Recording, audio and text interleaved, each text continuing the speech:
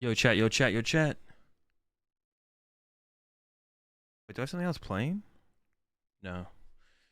All right, top 8 just started. I'm a little bit late. Let's cook.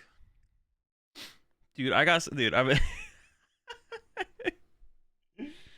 Oh my gosh. All right. We're here for top 8. We're here for top 8.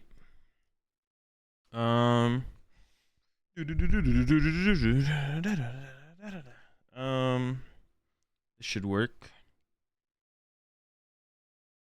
Dude, why am I always going over there? All right. My camera's in a good spot.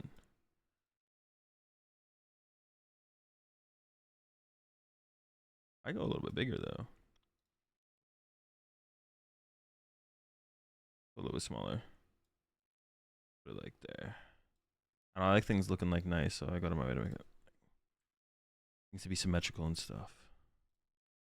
It's good enough. All right, chat. What is going on? We got that top 8. We're live spectating. This is rare for me, but it worked out this time around. I'll turn the music down a little bit. So we got top 8 of the Bogota. Is it Bogota? Bogota special event. I'm not sure who's in the top 8 standings. If someone has a link for that and wants to share that, go for it. It looks like we've got Turbo Lost Box. They're going in. Triple Comfies off the rip. Turbo Lost Box. Damn, they're really cooking, man. Jeez. We'll see if they have Kyogre or not. That's a pretty big deal in this matchup. Really good start no matter what, though, to be honest. We got the Dragonite out there with the Force on to play around the Judge. Arceus on the other side from Eder. Eder's like a pretty accomplished player in Latin America. So I don't know Carlos. I don't know the Carlos name, but I do know the name. I do know Eder. I've seen Eder's name. I mean, it could be a different Eder, I guess. I only remember the name Eder. But apparently Eder's already up 1-0. Are we already up 1-0? I do know the name Eder, but I don't know if it's this one. I guess it could be someone else named Eder, to be honest. But I'm just kind of making the guess. Oh no, it is this. This is yeah. They're on the Brave Birds team. This is the Eder that I know. All right. It looks like it is. I mean, I'm guessing Arctina. I guess it could be Arc something else, but I'm assuming Arctina. That's an Arc. They have a pretty good hand too, to be honest. They have the double turbo. Sharon's Care not that great, of course. Ooh, the research. I couldn't see what else. The Sharon's Care got discarded there for sure. Just a tip. Whenever your opponent, I'm not saying, oh, it's lightning energy. Arceus with lightning? Oh, Arcee Flying P. Okay, Arc Flying P. Ooh, that actually might be tough for Carlos then. Flying P's got the moves. Oh, that's brutal from Eder. Couldn't find another basic Pokemon. So now Escape Rope will be enough to KO that Arceus V on the bench. That's actually brutal.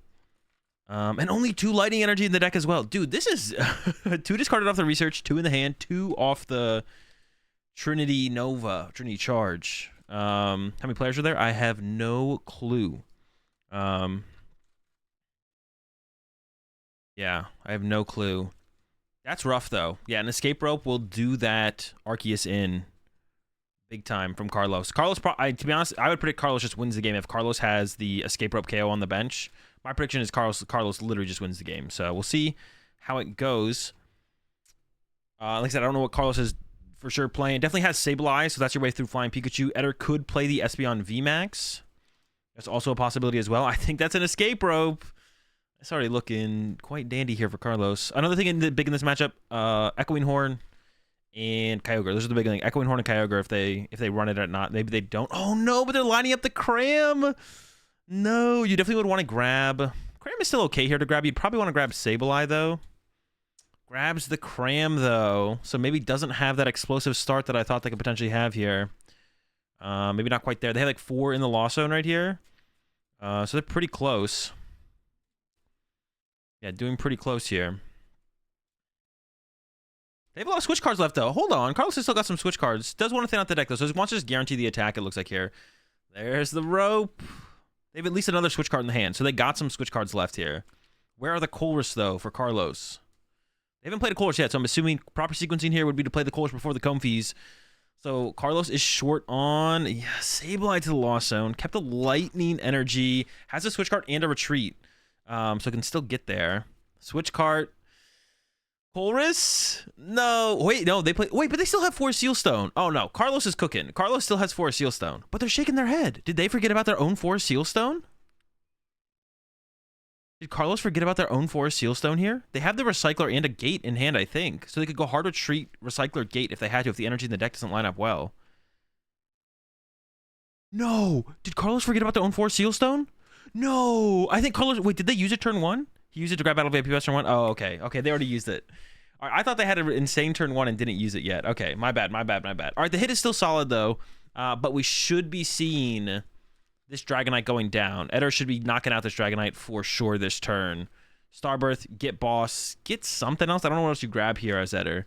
Yeah, I missed the part where they used the 4 Sealstone. I didn't see them use it. So I didn't see that, but yeah, okay. No, nothing to panic about. They didn't forget about it. We're chilling. Oh, yeah, what I was going to say is when Eder... Now, I'm not saying Eder's, like, being malicious with this. Is Eder really up 1-0 here? Did game 1 go that fast? Did I really miss game 1? Like, round 8 ended, and then I was like, all right, I'm going to start up the stream. I'm going to go with some water. And then I got back, and then... Yeah, maybe it did. I don't know. Yo, what's up, Fink? There's the boss. I mean, game 2 is not looking good for Carlos now. It was looking really good, and now it's not looking so good at all, to be honest. Yeah, looking rough for Carlos. I'm surprised that I missed game 1, but I think I did miss game 1 here. It's kind of unfortunate. Eder still has to shuffle their deck there. It's not a big deal. I don't think Eder shuffled their deck. They weren't going to go get energy, so it's not a big deal that they didn't shuffle their deck there. You are supposed to, but it's not like a big deal. Okay, Pokestop out. Immediately into the Pokestop. Oof, Clara biting. That's rough. Yeah, that was actually curious to immediately go with the Pokestop there. Usually you want to use like Pokestop. This does make me think that it's either a Super Turbo build or they do play the Kyogre. Maybe they do play the Kyogre. Maybe they do. Oh yeah, when Eder like played the research there, and I'm saying like Eder did anything malicious, but like Eder discarded when they discard the hand, they didn't like fan it out and show it to Carlos. They just kind of put it in the discard pile, which is fine. But if someone ever plays a research and you don't know what they discarded off their research, go pick up their discard pile. Like, this is the first thing you should do, is go pick up their discard pile. Like, if your opponent ever plays research, go pick up their discard pile immediately and see what they discarded. I'm not saying like they're trying to hide what they discarded, but like a lot of people just, if they play research, they put their hand in the discard pile. That's fine. But yeah, that information could be crucial. So yeah, if a research ever gets played, if the research ever gets played, then you should just go pick it up, take a look, see what's happening. Do that. Always look. Always look.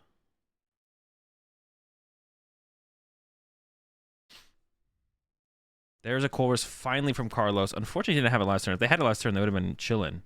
Nevada and Carlos scooped pretty early game 1. Oh, really? Man. All right, so we missed game 1. I didn't want to miss game 1 of top 8, but apparently we did. And it seems like this one's going to be going by pretty fast here, to be honest. They don't have a clock on the screen, so I don't know how much time they have left, but maybe they'll put a... It's possible we could see them put a different match on stream. I like the escape rope here. I mean, it's kind of whatever, to be honest.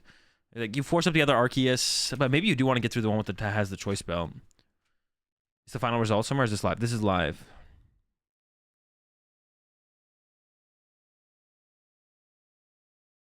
This is live right now. Yeah, there's Greninja. Just putting as much damage in play as possible. I do like this from Carlos, just trying to maximize damage in play here. 90-90, 180 for the turn. It's not bad, but still you're not making that much progress overall. Eder does still need to set up. Oh, the Pokestop. Was their hand that bad that they felt they wanted to go with the Pokestop? It's 2 energy. It doesn't feel good, but they did get the Ultra Ball. Maybe it's worth the trade-off there. That was a lot of energy. That's 2, but do you need the energy? Maybe you don't need the energy. Crossboard is so messy. It's only messy when it's on their turn and they're tapping their Pokemon. I guess they did clean it up a little bit, though. They cleaned up the Lost Zone and everything. That felt really bad to begin with, but the Ultra Ball was like the card they were looking for, so it did kind of save them in the end. And Judge, Path, Swing with Arc. Greninja will go down, but then Carlos can ideally Sableye here, KO the benched Arceus and put the 4 on the active Arceus. Is this my internet or is this the shop? I think this is the store here. Oh, this is me. Uh-oh. We've got some technical difficulties in the building. All right, we're back. See how many are in the Lost Zone. I can't tell. It looks close to 10. If it's not 10, it's close. So it's possible if Carlos has a Psychic Energy in hand, they might just push Sableye here. I think they're thinking about pushing Sableye here. I think they maybe have a Mirage Gate in hand. They're like, okay, if I have Psychics in the deck, then I can push Sableye here. But you do need to attack after this attack. So I kind of like the idea of maybe just the Comfy coming up no matter what. Oof. Yeah, I can't quite tell how many are in the Lost Zone, but we gotta be close to 10 here. It looks like Carlos made note of the Recycler that was in the back of the Lost Zone there. There's a Recycler in the Lost Zone, so maybe this is picking between the other Recycler here. It's Colress versus something, actually. I'm pretty sure that top card was a Colress. So it's Colress versus something here. I don't know what the other card is. We got to attack this. Sableye seems pretty good to me. Oh, the Peak is on the bench. I just realized that. I didn't even realize that. Eder does have the Peak set up on the bench now. The Peak's a big threat. I mean, sheesh. This is just looking tough. Whiffing your early Dragonite attacks in any Arceus matchup is just really bad. Especially when you can like potentially make it so that your Arceus survive or your Dragonite survives a turn and can hit again. Like, that's a huge deal. Does quite a bit. Quite a big impact. Quite a big influence. Carlos is still in the tank here. I'm not sure. Until it was a gate that was lost on there. Okay. Does have Ogre, though, it looks like. I think I see the Kyogre in the hand here for Carlos. It definitely gives him a way better shot at winning this. Yeah, the Ogre's in. Ogres are in. But wants to attack with Sableye this turn and KO that bench Arceus. I think maybe Carlos can get to the bottom of the deck this... No, there's no way Carlos gets to the bottom of the deck this turn. I think there's like absolutely no way. I actually don't know. Can Carlos get to the bottom of the deck this turn? They haven't played a supporter yet. I don't know where the Recyclers are at, though. And having drawn 0 prize cards this game from Carlos, like if anything's prized, it's probably still prized. Like, I mean, it is still prized because they've drawn 0 prize cards. They would have 0 interaction with their prize cards. I mean, the course is happening. Yeah, there actually isn't that many cards left in the deck for Carlos here, despite only having played. This is their second Colress. Gets rid of the Raikou and the VIP pass. Seemed pretty clean there. Is a YOLO Dragonite or YOLO Kyogre on the way here to potentially KO that Pikachu? That would be a big move here from Carlos. If Carlos could get the double KO off the bench here. Got first at your League Cup yesterday with Arcdura Drago. Arcdura Drago, like Drago V-Star. Carlos does need to start to make some actions, though. They're taking a little bit long on all of this. They're counting. I think they're going for it. I think Carlos basically has it lined up. Not the win, obviously, because they have prize cards left. They're doing it. Let's go. Kyogre is online. Do they have double Recycler and... I see double Recycler. Oh, I see the gates. Oh, but they have to play an Escape Rope here. So you definitely play the Escape Rope first because you want to potentially psych Eder out and have them set up something. Well, to be honest, you don't really care. Well, you just don't want Eder to actually set up the Flying Pikachu, I feel like. But that is the best play from Eder for sure. Oh, the Escape Rope having to be played here is so bad from Carlos. Ah, that's rough. That's so bad. It's so bad. That almost feels like that completely eliminates this as like a decent play. You get 4 prize cards, but then if Eder just has Evolve to Flying Pikachu, attack a Flying Pikachu, how do you ever win? And I think Carlos agrees. But is this ever a winning play either from Carlos? It does seem like Carlos agrees, though. That, like, if I leave this Flying Pikachu unchecked, do I just lose the game? Carlos seems to agree. The judge said something. I think they, it definitely potentially is getting a slow play, maybe not a slow play warning, but a reminder of pace of play there for sure.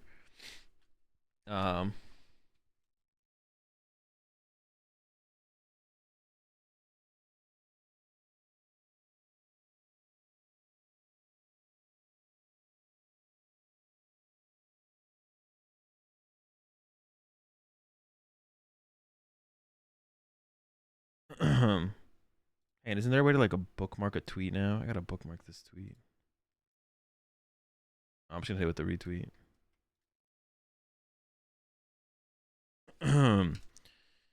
All right, no energy for the Peak for Eder, nor is there a Pikachu VMAX. So the Peak's not online here. You appreciate that Prime sub there. Tara was. Welcome to the Rat Pack. Fresh out of cheese. We got plenty of luggage. Hey, Azul, I have a League challenge in a day, and I was thinking about playing your Portland list. Any advice? Yeah, cut the boss for a 4th Escape Rope. That's probably it, to be honest. That's all my. I mean, as far as list changes go, you could take a look at my. Oh, the judge into the peak V guard, bro. You got to be a little peeved as Carlos at that. That's pretty lucky from from Eder. That's rough, man. That's rough. The ogre push from Carlos. Let's see, 3 prize cards left for Eder. Oh, 2 prize cards left for Eder. I think this one is just over, to be honest. At 2 prize cards left. I don't think there's anything possible for Carlos. Does top deck a Mirage Gate? But I don't think there's a win condition here for Carlos. There's the boss. Yeah, not looking good. Boss into what? Has Horn, has Colress, has a Recycler. I wonder if Carlos could have played this a little bit different, maybe. Seems tough. What did I say cut the boss for? Escape rope.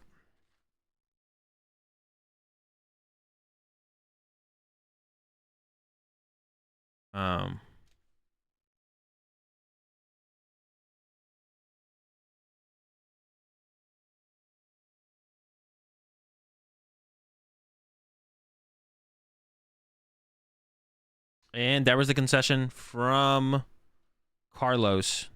Yeah, I mean, there's not too much more they could have done there. It was pretty rough. We missed game 1. Game 2 was fast. Yeah, I don't know. That was rough for Carlos. I don't think that matchup was like... I mean, Carlos just had a really rough turn 2, right? Didn't have the Dragonite response or the immediate Dragonite play. Like, if Carlos had the Dragonite play, this game would have been completely different. And it was, like, lined up for them really, really well. So, unfortunate game there for Carlos. Not quite able to actually execute any kind of strategy that the deck wants to execute in this matchup, to be honest. Game 1, they kind of dead drew. We kind of missed that. So that's basically what happened. And then game 2, I mean, we saw game 2 fully there. It was kind of rough for Carlos. All right. Well, we'll see how long it takes to get to game number 3 here. Or top 4. They might put like another... That was so fast, they might put another top 8 match on. They might put another top 8 match on here after one of the games is over. Hopefully they do. That's what we're hoping for here. That's what we're hoping for. Hopefully they put another top 8 on. What do you think the best deck in the format is currently? Lost Box of some form is the best overall. Yeah, Lost Box of some form is definitely...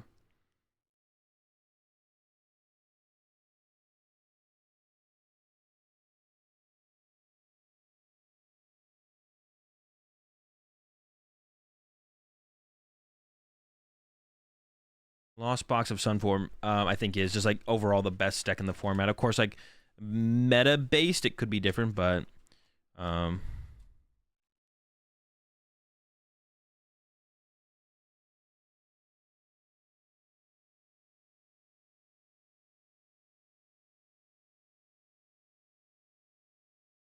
almost never see the Kyogre go wild. Yeah, it's definitely hard to do. The threat of the Kyogre is almost more important than the Kyogre itself because it makes your opponent play in a certain way that can give you other opportunities with stuff. Do I like me viewing in the field of Lost Box? Not really. It's still not. If you like, the Lost Box isn't like. Lost Box has been consistently 20% of the meta, and Mewtwo or Guardian Mewtwo Union hasn't been like an extremely powerful play. And it's the meta is like getting worse. Like I think the Guardian Mewtwo Union's best meta was EUIC. Because after that, Arc decks have gotten more popular, and that becomes a little bit harder to deal with because you're just like a less consistent Guardy deck, but your Klefkis and the late game Mewtwo Union doesn't do as much against Arc decks as it does against other decks. So I'm not a huge fan of Guardian Mewtwo Union because like your Lost Box matchup is better than normal Guardy, but your other matchups still are like it doesn't like help your other matchups like that much. You're still like kind of struggling against those.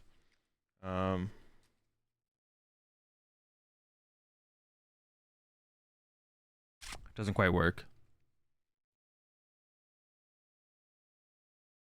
Doesn't quite work.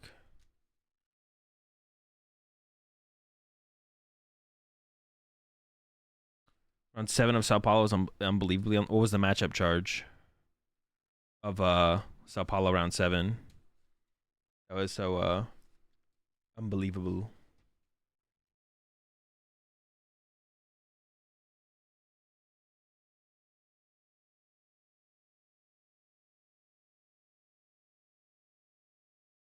That's like an LC 2 weeks ago. Congrats, Fink. Wait, LC is LC a League Cup or a League Challenge? I guess they're the same thing, right? LC is Maridon with Klefki versus Turbo Lost Box. How is it? I assume it's. Oh, it is. My bad. Charge. Maridon with Klefki versus Turbo Lost Box. It's extremely unlucky for which side though. Which side got unlucky? Everyone. Was everyone involved having a bad time? The players, the casters, the viewers, the judge, the spectators. No one was having a good time.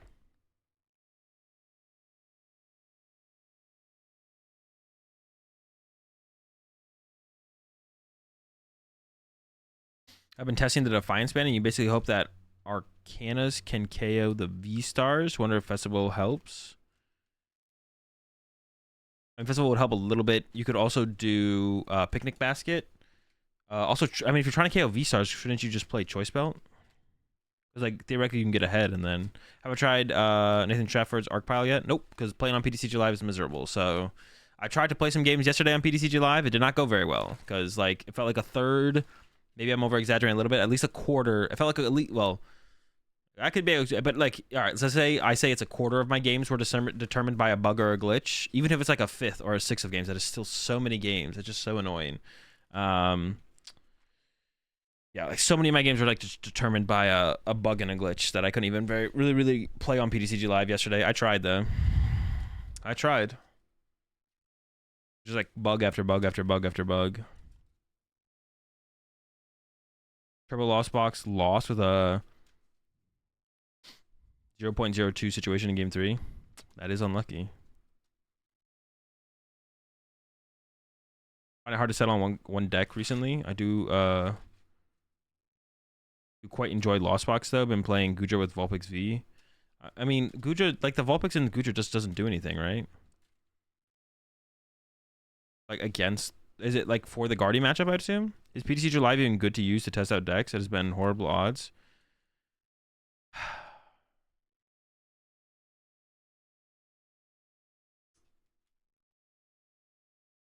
Dude, I don't know. Do I have to just have this discussion like every single stream, bro?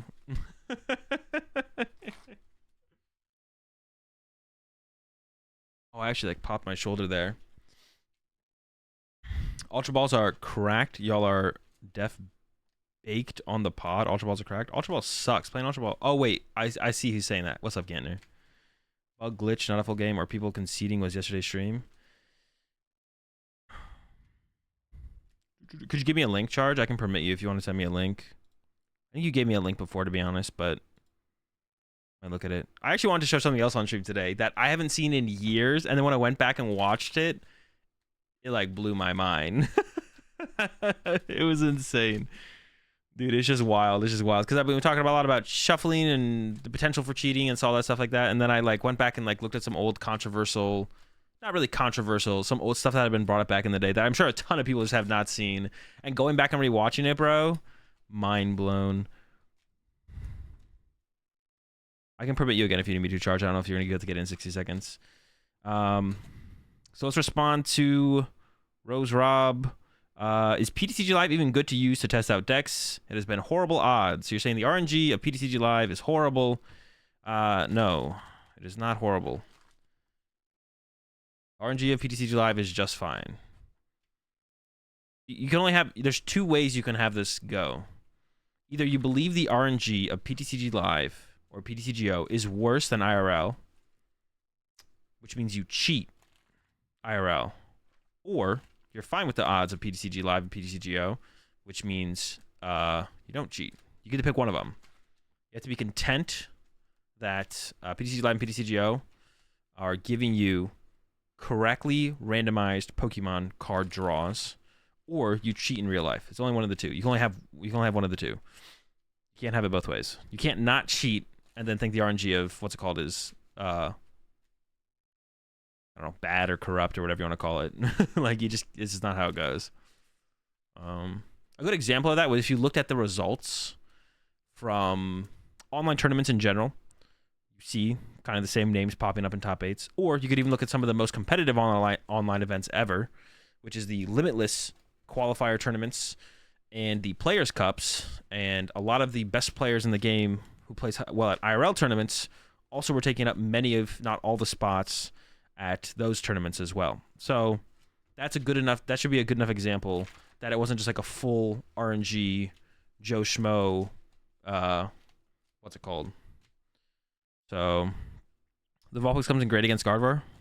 I mean, it's not good against good Gardevoir players. So I think it's just doesn't do anything. But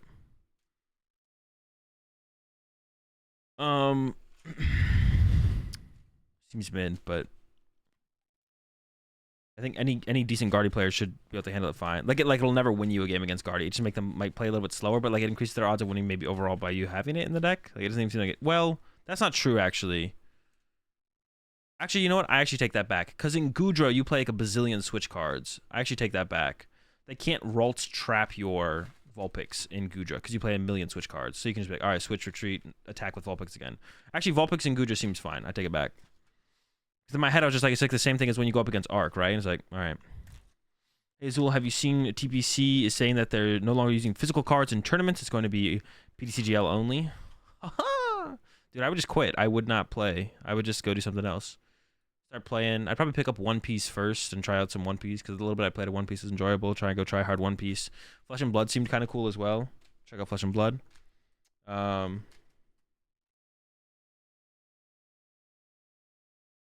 think people believe online clients have worse odds because people play more games online than IRL. If you play more games and only remember the bad RNG games, yeah, it's definitely like confirmation bias for sure. Azul, is there a deck that you hate playing against, or just not like in general? Yeah, like current meta, I mean, I can't really think of like, oh, like ADP was really annoying. Fusion Mew when it first came out was super annoying. Playing against Lugia was actually not that as bad, and playing against Palkia was not also as bad. Those formats weren't great though. So those are like my top two, ADP and Fusion Mew were just like super unenjoyable experiences. Does it become a Yu-Gi-Oh stream? Yep. Hard Fight Vanguard. I tried it a little bit a while ago. I didn't enjoy it really. It was like all right, like when it first came out, a million years ago. Yeah.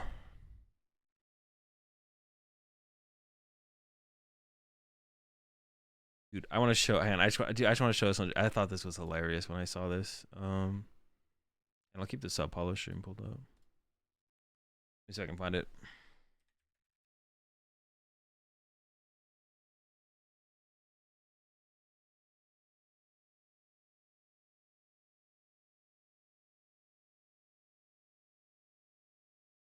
I just think it's so funny. All right, let me find it. Let me also confirm that it is what I thought it was.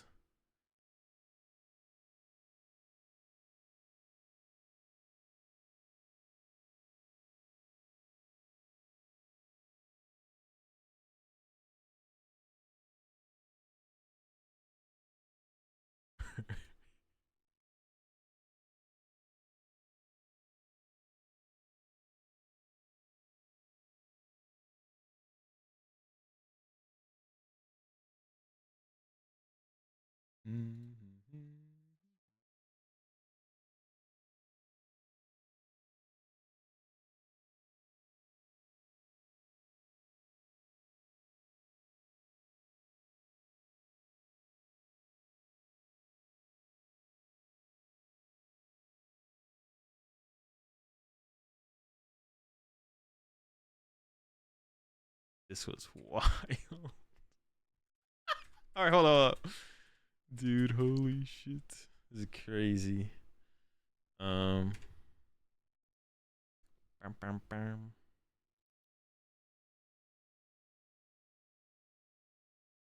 Oh, what the heck? Does it do that? Just leave it up over here. It's fine. So this was back. Because we've been talking a lot about shuffling, cheating, stacking. One of the things we talked about a little while ago that came up on the stream was I like brought up the what if they update the rulebook after the season? I mean, if there's enough controversy, I feel like they have to about like enough things. I heard you mention before on podcast that you make a big spreadsheet when you're deciding what to play. Do you still do that post rotation? Yes, I do. We do it every. Me and my group do it every tournament, or pretty much every tournament. You saw tilted from PTC's live last night? No, not really. But like, I don't know if like loading it up again is gonna be tough, man.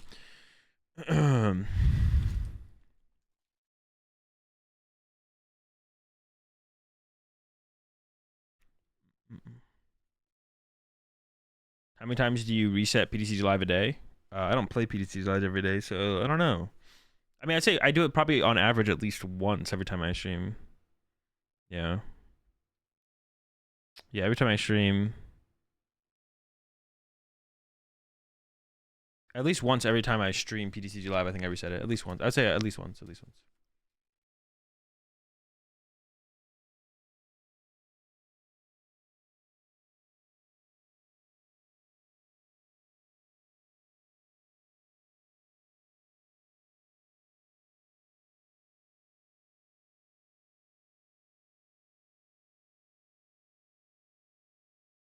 Bro, I wonder how many people took my. I tweeted out a.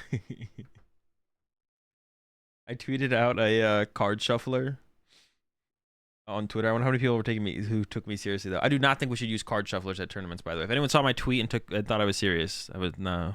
What's the next regional RIC? Hartford next weekend. What are your thoughts on Chien Pao going into the next format? It doesn't seem great. It seems like it might be pretty mid. How many people are at this event? I have no clue. Maybe someone in chat knows actually. Would that even be legal? No, it's not legal to use a card shuffler at a tournament. What's my Chipotle order? Usually, white rice, pinto beans, double steak. Unless they have like some like other new thing that they have like the limited time stuff that looks good. I usually get those if it looks good. Double steak and then lettuce, cheese, sour cream. No corn. Mild salsa always, like the fresh salsa. Sometimes I get a hot salsa if I want something hot, but that depends. I guess I get like extra of everything. Lettuce, onions, and peppers. Whenever I go to Chipotle though, I eat one meal a day. That's my meal for the whole day. Whenever I go to Chipotle, I get extra of everything, or double of everything. That's free. That's besides double meat. I usually don't get guac. Extra cheese. Usually just one thing of sour cream. Lettuce. Double beans. Double rice. Literally everything doubled, and but that's like my one meal that I eat that day. It's like I eat half of it usually for lunch, then half for dinner, and then chilling. This tier list: 500 video games. No shot we're doing this. Is it actually 500? Oh my god. No, we're not doing this. I haven't played enough of these video games. Well, a lot of them would be like I'd put like all the sports games and FIFA and stuff in trash. I'm not gonna lie. Or low tier. But yeah, no. I'll give you your points back, Cookie.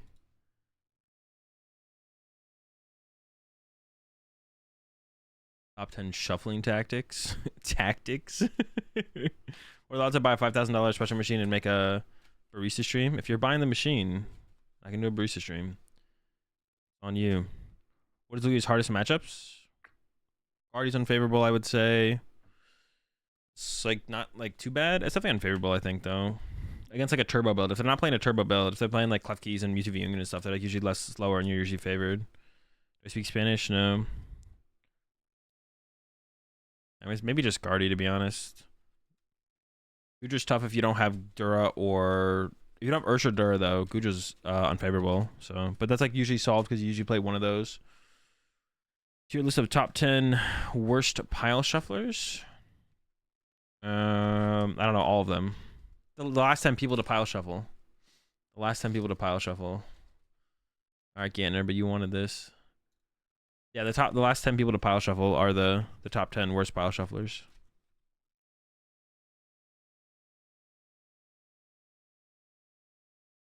Guardy feels horrible in the Lugia matchup. Like Guardy feels bad? I don't know. You're trolling then. Guardy's definitely like favored. I don't even think like yeah, you have Roxanne plus Sinnoh, but I don't even think you need that to be honest. I think you're like if you like the list that I played most recently did not have Sinnoh, and I was still like beating Guardy or beating Lugia majority of the time with Guardy, it felt like.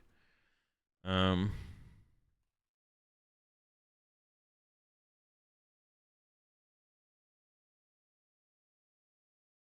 get guac only on the side if you want it. It's like the secret tech of the restaurant. Wait, what do you mean getting guac? Getting guac on the side is the secret tech of the restaurant? Why is getting guac on the side make a difference?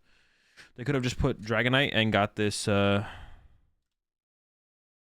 and not this Charizard Dragonite combo. Oh, you're talking about the thing on the screen? I mean, I think it's like their store logo or something. Do you have any pet peeves that opponents do? Slapping cards? Is this slapping cards? Is this called slapping cards? No, that's fine. Yeah, pile shuffling. Pet peeves, pile shuffling in between games. And then if you do pile shuffle before the match, like I said, all right, so I'm going to make like a statement here that I've said before, but a lot of people I don't think get it. It's not that if you pile shuffle, I don't care if you pile shuffle. If you do it once before the match, that's fine. Don't waste time. If you show up 30 seconds before the match starts, though, don't pile shuffle.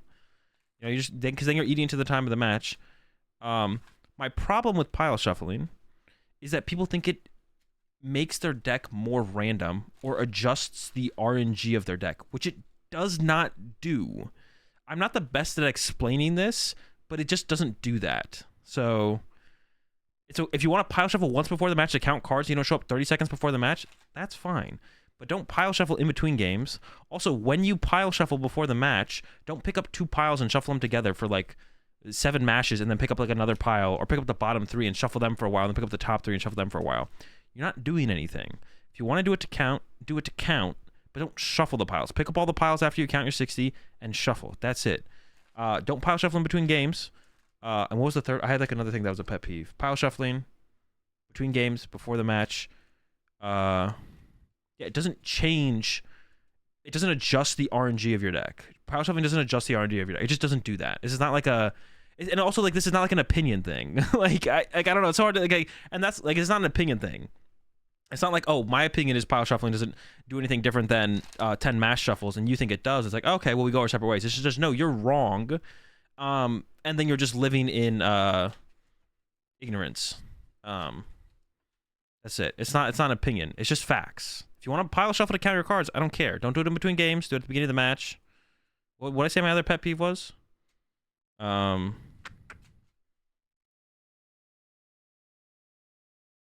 Did you mean to the void? These people don't believe that they're wrong. I mean, I think some of them have definitely been swayed. I have to have swayed some people with my constant shenanigans. I said I had another pet peeve though, but I forgot what it was. Slapping cards? No, someone said slapping cards, etc. Like that was like one of the other examples. I don't care about slapping cards. What did I say it was? Pile shuffling? Is it just pile shuffling before the game and then is it pile shuffling between games and then shuffling your piles at the beginning of the match? Is that just it? Maybe that's my only pet peeves. I thought I said another thing though that wasn't pile shuffling at the beginning of this.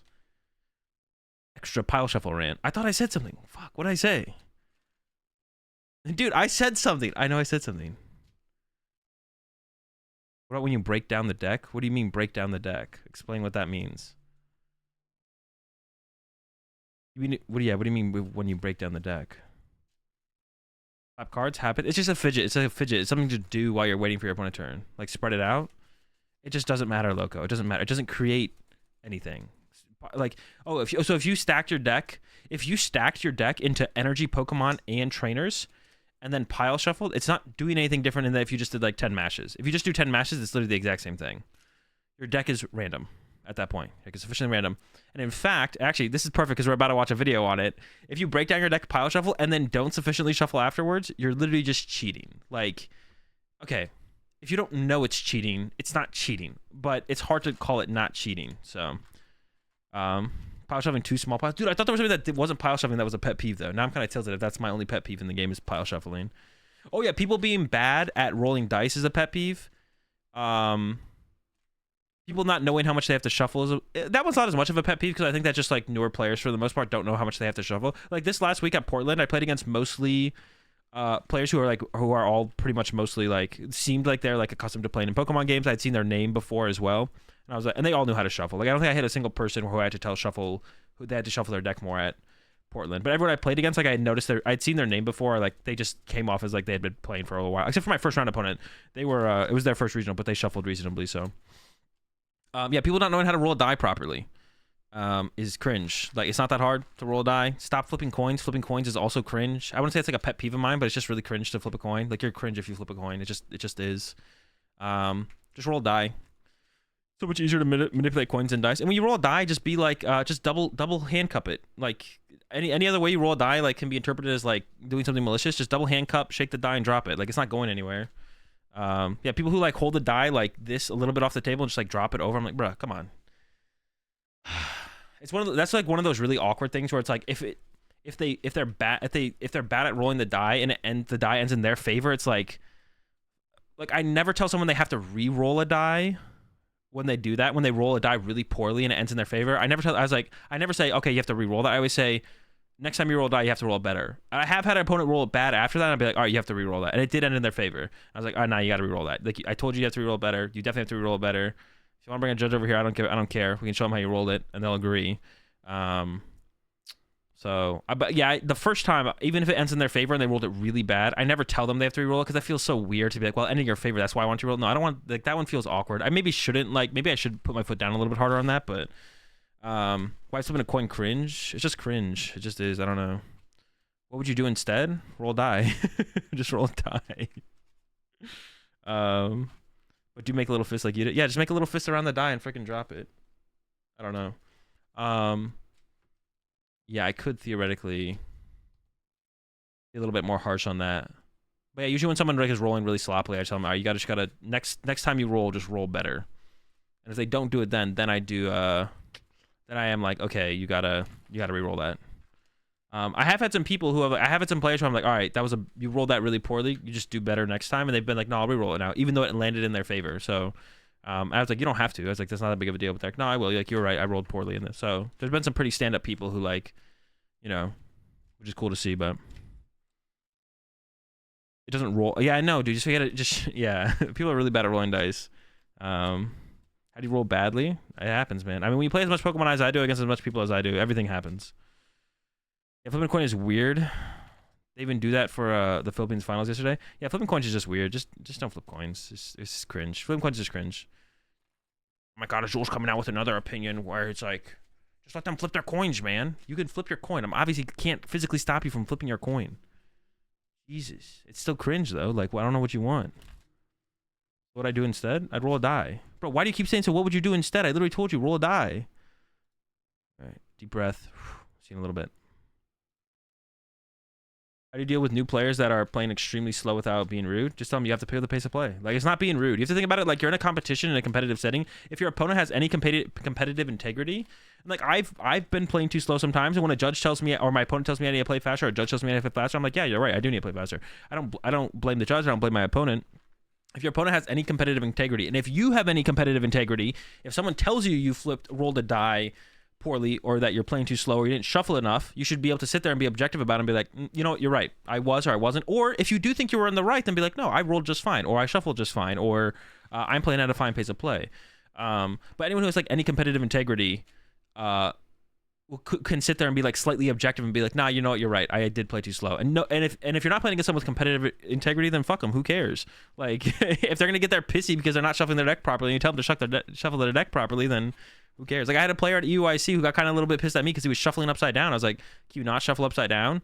And it wasn't like he was doing the shuffle upside down on his first shuffle, which is like a little bit different. He did it on like the fourth shuffle. Like I didn't count how many shuffles he was doing, but if let's say he did 7, he was doing it on like the fourth, like in the middle of his sequence. I was like, can you shuffle not upside down?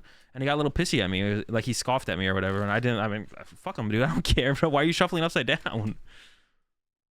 Like, learn how to, like, if you're doing it to reverse bridge, to re-even out your cards, either learn how to bridge properly or just mash your cards. Like, it's not that hard. Have you ever caught my opponent cheating? No, not yet, but I'm on the lookout. My friend Colombia? Not yet, but I'm thinking about it. It's not rude to ask them to follow the rules and pick up their pace of play. Yeah, it's not rude. And if they think it is rude and they get offended by you asking them to pick up their pace of play, if they truly are playing slow. Now, if your opponent is playing at a reasonable pace of play and it's probably too slow for the game to finish, you asking them to play faster is like reasonable. But if they don't, but they're still playing at a reasonable pace of play, you can't get pissed at them either. Like, if the opponent is playing at a reasonable pace of play, but they could be playing faster and it's too slow for the game to finish, you can't be pissed at them if the game doesn't finish. Like, you just can't be. It's not. Once again, that means that's it's fine that they're playing at a reasonable pace of play. That's all you can ask for, is them to play at a reasonable pace of play. That's all they can ask of you. If you're not like rushing yourself, and you don't have to rush yourself. Like, it's fine. What do you do if they roll a die horribly and it doesn't land in their favor, and they ask you to reroll? What do you do if they roll a die horribly and it doesn't land in their favor and ask you to reroll? I mean, that's just awkward, to be honest. I would have to say, like, no, you can't get a reroll. You can't like roll bad.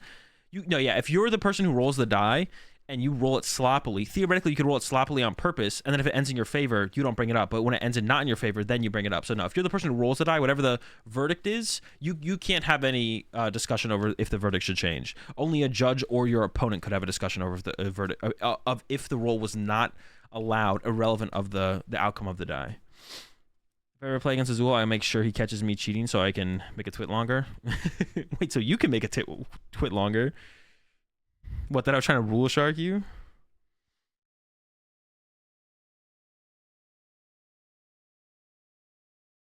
In Japan, they have to flip a coin. I mean, it's cringe. People like take me saying. Also, people have been taking me saying cringe like way too like. When did cringe become such a serious word? I was talking to one of my buddies in a match during a cities, and my opponent asked me to play fashion. I apologized and felt bad, so I gave him the win. I mean, you don't have to give him the win, but it's okay to feel a little bit. Oh, that's actually a story I was gonna tell. I don't know why I'm remembering this now, but I was gonna mention this and things that were like tilting me, I guess, one day. Dude, at Knoxville, one of my opponents, I'm in the middle of game 3 against my opponent, and one of my opponent's friends comes up to him and they start like talking. They just start having like a conversation. I didn't say anything, but bro, it was so tilting. I was so tilting. I was like, bro, I'm already losing this game 3, bro. Just fucking piss off so we can finish our game, bro. Like, what the fuck is going on here? Like, why are we having a discussion mid-round, brother? I didn't say anything, but oh my god, it was annoying. I was like, bro, let us finish our game. What the heck? We're coming down to it was game 3. I was probably gonna lose. There wasn't a lot of time left. I was trying to get that dub. And then one of my opponent's friends comes over and they just start talking about, I think it was a VG, his friend was from the VG, so they were just talking about how his round went and like what was happening in their round. I was like, bro, what the fuck? I was like, what is happening? I was kind of checked though, so I didn't say anything. I was pretty sure I was gonna lose. So I was like kind of checked. I don't know. It was annoying for sure, but I was pretty checked because I was like pretty positive I was gonna lose anyways. I was like, I was getting to the point I was gonna say something when he left, and it's like, all right. Do I care if other friends watch the match? No. I don't like to assume like anyone's doing anything malicious. I mean, as long as they're a reasonable way away and like they're not talking about the match or like actually cheating and giving their opponent singles or anything, it's like fine. I don't really care. Have I seen your peers in Bogota? Is it called Bogota? Is that how you pronounce it? For some reason, I thought it was called Bogado. It's Bogota though, right? We've only watched the one round so far. We haven't watched very much.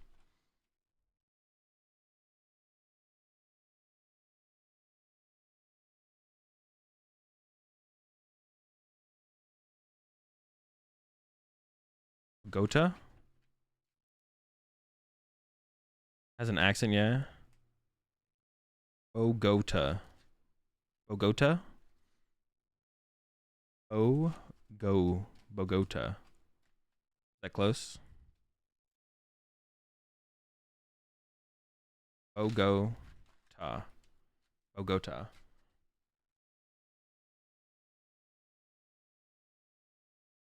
The stream juniors here as well. That's what I thought. I tuned into one of the rounds earlier and I was like, I don't know. These players look pretty young to be Masters. I feel like this can't be Masters here, right? I was like, this has to not be Masters.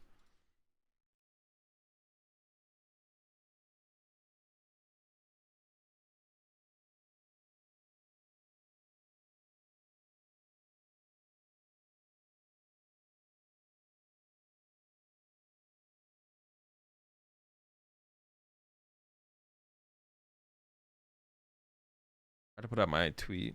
It seems like we're not gonna get it's like Vegeta, Bogota. What are your thoughts on the people who look down while shuffling? Had a pretty popular opponent at Portland who got game lost around 15 for it. Oh really? I kind of want to ask you to leak a name, Panic, but I'm not sure if I should ask that. Some people who look down while riffle shuffling. Well, if you look down while riffle like if you can't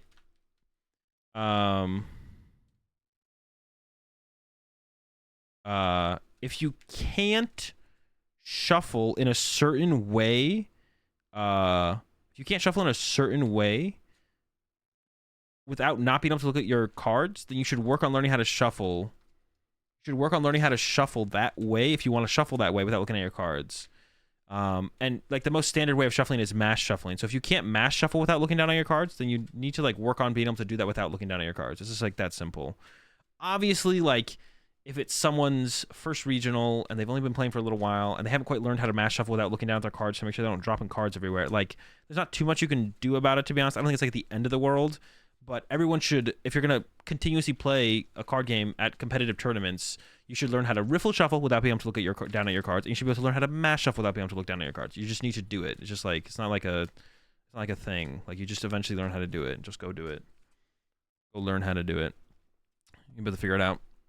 Appreciate the 12 months there, Cohen. I find the ceiling very interesting when I shuffle me and my opponent's decks. It's always the best spot to look. I start out my opponents with fear.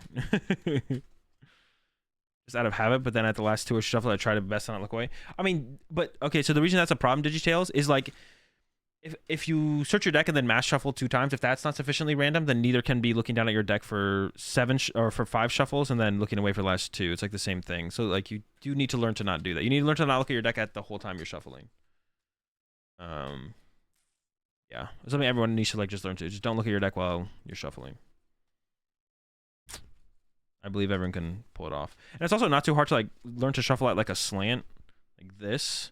So that way you can't see it anyways. And just like put it a little bit to the right of you and then look to your left and then shuffle. So you can kind of still keep it in eyesight to make sure you're not throwing cards everywhere or drop them. But you literally, it's impossible to see any of the other side of the cards. So don't like put it in front of you and look up, put it to the side of you and shuffle at like a slant. So put it over to your right and shuffle at a slant. So it's impossible to see your cards. And then like look away. But you can still keep it in like the corner of your eye to make sure that you're not going to be throwing cards everywhere. But the best way to do it is just like look completely away. Look at the ceiling. Look at the board state. I don't know. You don't know where to look. Look into your opponent's eyes. I knew a guy who shuffled his deck face up while looking up to not see his cards. He told me he did it because he didn't want his opponent to know what was in his deck. Who shuffled his deck facing up while looking... shuffled his deck facing up while looking up to not see his cards. He told me he did this because he didn't want his opponent to know what was in his deck. But you're shuffling face up. What do you mean? You mean like face towards you? Shuffling with your deck facing you? Do you plan on playing the new Zelda game? I don't know. Probably not. I didn't play the first one. I feel like I'd want to play the first one before I played the second one. I played some of the first one, but not all of it.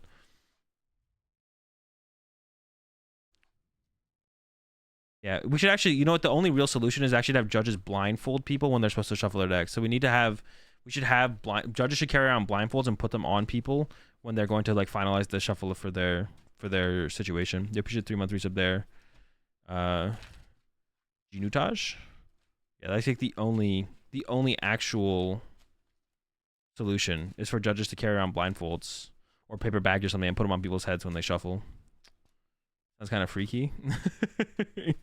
Or a staff member shuffling? No, it's not possible. There's not enough staff members to actually shuffle people's decks. That's absurd.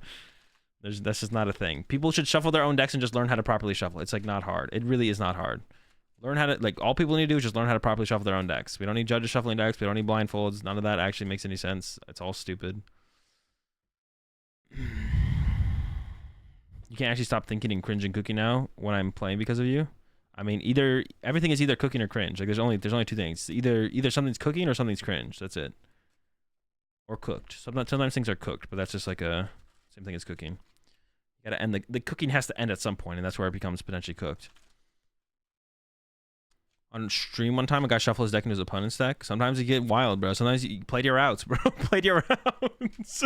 It's like, I'm fucked here. Where's my opponent's deck at? Let me shuffle this in there real fast.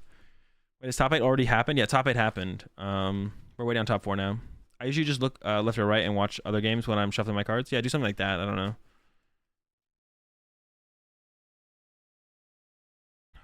Like, oh no, Judge, please don't blindfold me.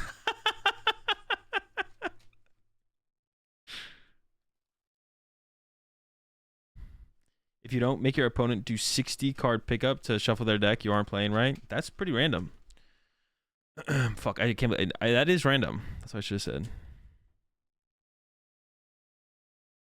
I don't want to shuffle straight around, but is there like a time limit for shuffling that's inappropriate too? There's not really a time limit that's appropriate for shuffling. It's just like once you shuffle your deck, if it doesn't look like you're stalling your shuffles and you like riffle shuffle 7 times, even more potentially, you're fine. Like if you mash or riffle 7 times and it doesn't look like you're trying to shuffle it as slowly as you possibly can, or you don't sit there and like mash and riffle shuffle in the middle of the game like 30 times, then you'll be good. So yeah, There's not really, I mean, it's not like really a rough estimate amount of time you have for shuffle. Just like, just be reasonable. If you're just reasonable, the judges are reasonable. Like, it's fine. Come on, Ridgeway. What happened? You appreciate the 5 months there, Adrian.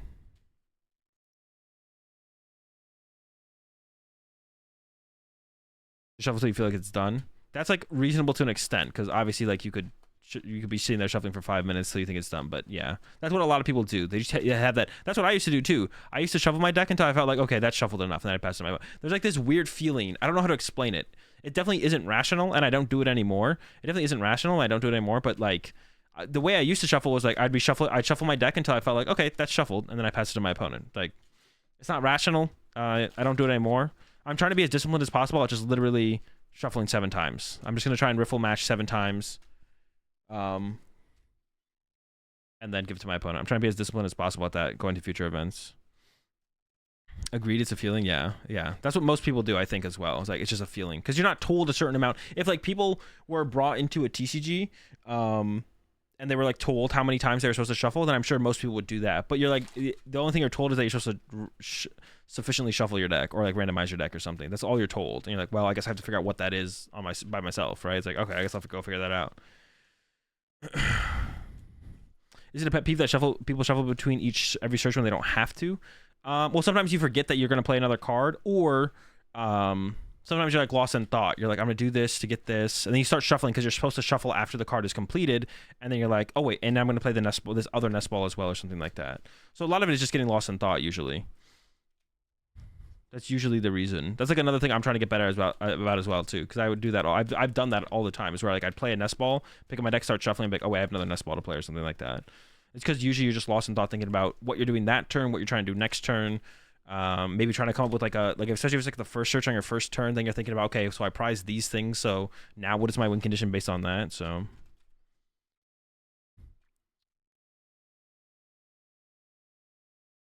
the interesting thing is shuffling too much. My opponents have told me to not shuffle as much before.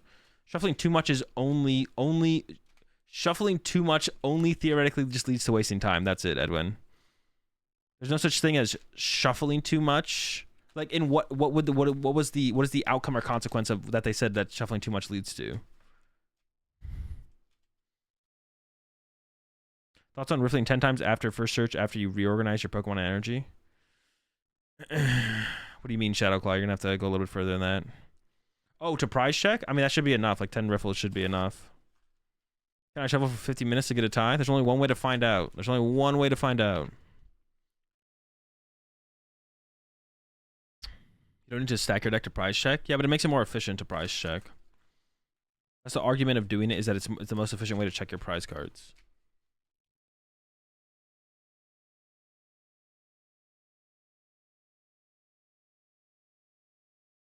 I was kind of 7 in my head, and he was saying that 5 was enough and save time.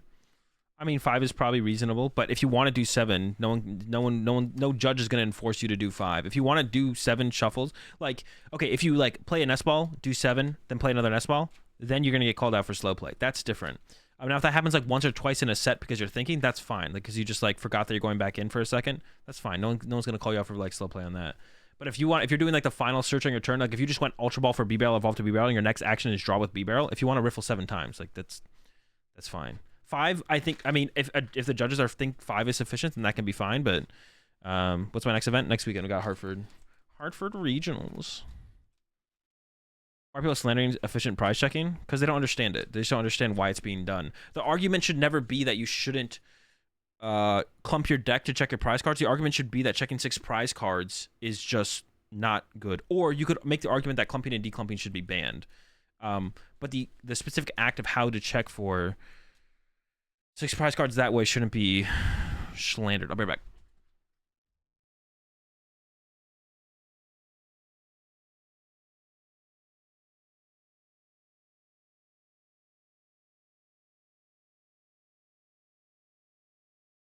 All right, I'm back. We're cooking.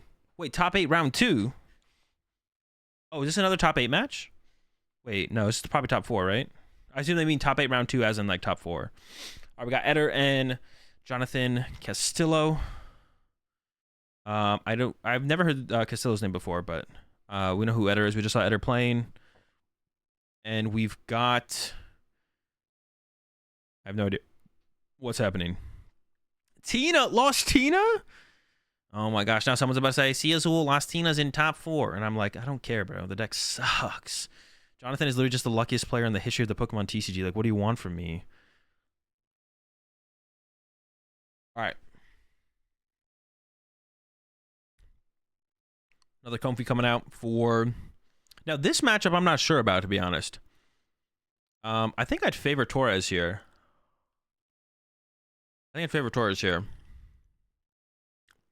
You'll be careful doing what Torres just did. So what Torres just did there is fine. So Torres played Nest Ball, got Comfy, shuffled their deck, and then went back to look through their deck, which is fine. But you should ask your opponent on that, because you don't want to end up with an opponent who is going to call a judge on you. Usually almost everyone will be fine with you going back to search through your deck. Torres was never going to change the Pokemon they got there. The only thing they wanted to do was like be able to search their deck, research their deck, right? Which isn't like a big deal. Like a judge isn't, if your opponent's fine with that, a judge isn't going to call you out or anything like that. But make sure you ask your opponent, because some people are hard asses and will call a judge on you and try and get a penalty on you if you do that. So just make sure if you're going to do that, if you play Nest Ball, get comfy and like start shuffling like, oh wait, I forgot to check something. Ask your opponent, be like, hey, can I go back in? I'm not going to change my search. I'm just going to want to take another look at my deck. If they say no, then you're kind of screwed. You're kind of bodied on that. That's fine. But most people will be fine with it. But just make sure you don't just do it. So if you play against someone who's kind of a dick, they might just call a judge immediately on you. Or don't walk into that. Would you see the Battle VIP pass here? There's no energy in the hand for Torres. Thinking about going for another Tina. Goes for the double Tina. That's interesting. Didn't get the Greninja. There's no energy in the hand, so not getting Greninja here is like seems reasonable. Yeah, that seems reasonable.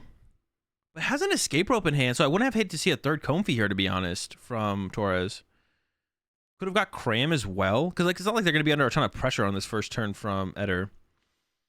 I think Eder's hand is dead. No! The Doof-Tatch? Dude, this is about to be Doof-tastic, bro. Do you play the Path here? I think you do play the Path. There's no Greninja grab. You shouldn't play Path here, actually. Unless you think Torres plays Ultra Balls and Luminion. Yeah, unless you think Torres plays Ultra Balls and Luminium. Doof-Tatch pass. It's about to be Doof-tastic up in here. I wouldn't have Path here. I don't like the Path here. Because now Torres can leave the Path in play for like literally the rest of the game. Oh, the Colress top. I'm pretty sure that was a top deck. That might not have been. Torres can leave the Path in play for like the whole game now. Because like most of these Arceus decks don't play the Pumpkaboo. So all we need to see here from Torres is... Oh, that's pretty easy. They didn't have the Cram there, though. They have a Switch card, but no Cram yet. They have the Greninja. They could possibly knock out the active with the... They have a Gate as well. So if they can get to 7, they're chilling. But they are 2 off right now. They're really just looking for Cram here, to be honest. That's all they need is Cram. Yeah, I didn't really like the double Tina take here from... The double Tina... Oh, you know, another reason I don't like the double Tina grab here from Torres is because they should know the Bidoof is probably going to be in the active at the end of next turn. Torres should know Bidoof is probably going to be in the active spot at the end of next turn. So you'd want to match that with a Cram probably. And just go Cram Punch. So I definitely like Torres actually grabbing a Cram over the... I just don't like the double Tina grab. Like, it should be a Cram, or just get Greninja in play. Even if you don't have energy in hand, get the Greninja. A third Comfy you could have used on the last turn. I just don't like the double Tina there. It just doesn't make any sense. Yeah, because you know the Bidoof's going to probably be... Unless Eder, like, draws into Arceus Double Turbo Switch, which is, like, super unlikely. Like, the Bidoof's going to be in the active. You get the free punch with the Cram. Like, Eder's not going to want to, like, even, like, switch into their Arceus if they don't have, like, a double turbo.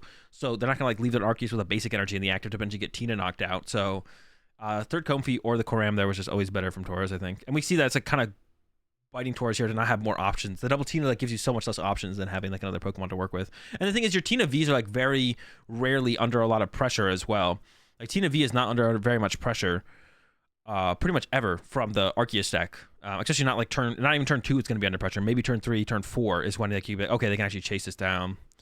Well, definitely not game in hand here for Torres. Ooh, plays the choice belt as well. Could retreat to another Comfy here, I think. I think there is one in hand. Opts for just the attach to the Tina. I don't hate that. I think that's probably fine. Has a Tina V-Star in hand, should probably evolve the one with the energy. I think it's just going to be the pass. So Eder gets a lease on life here in this game. No cram punch, but I think it is due to a misplay here of Torres. I think that's the only reason Eder's getting another shot at this one. Still going to be pretty far behind, though. Probably didn't bench it this turn. Oh, I was talking about Ninja Net last turn, not this turn. The doofs are back. Another doof. Yeah, I was talking about last turn, not this turn. Instead of getting second Tina off Battle VIP Pass, getting the cram. There's the nest ball for the cram. A little bit late here for Torres. Now, dude, can we see it live? Can we see Torres go for the Greninja attack to try and KO both B-doofs? Dude, I want to see it. We could see Torres can actually KO both B-doofs with... Oh, actually... Whoa, what? They have a Colress in here. Am I trolling? There's a Colress in the hand for Torres here. We should definitely open up with the Colress here. Dude, he's going to do it! Yes! Let's go, B-doof! Yes! Let's go! I'm so hype right now! No, Torres just read the B-doof. Or Eder just read the B-doof. Eder, stop. Don't give it away. Live on camera, Torres going for the... Yes! Yes! Yes! He's doing it! Let's go. Energy to the Comfy. Does he realize? No! No!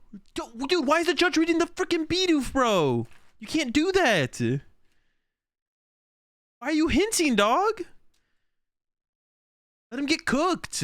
I'm tilted right now. I'm tilted. Did the judge just throw?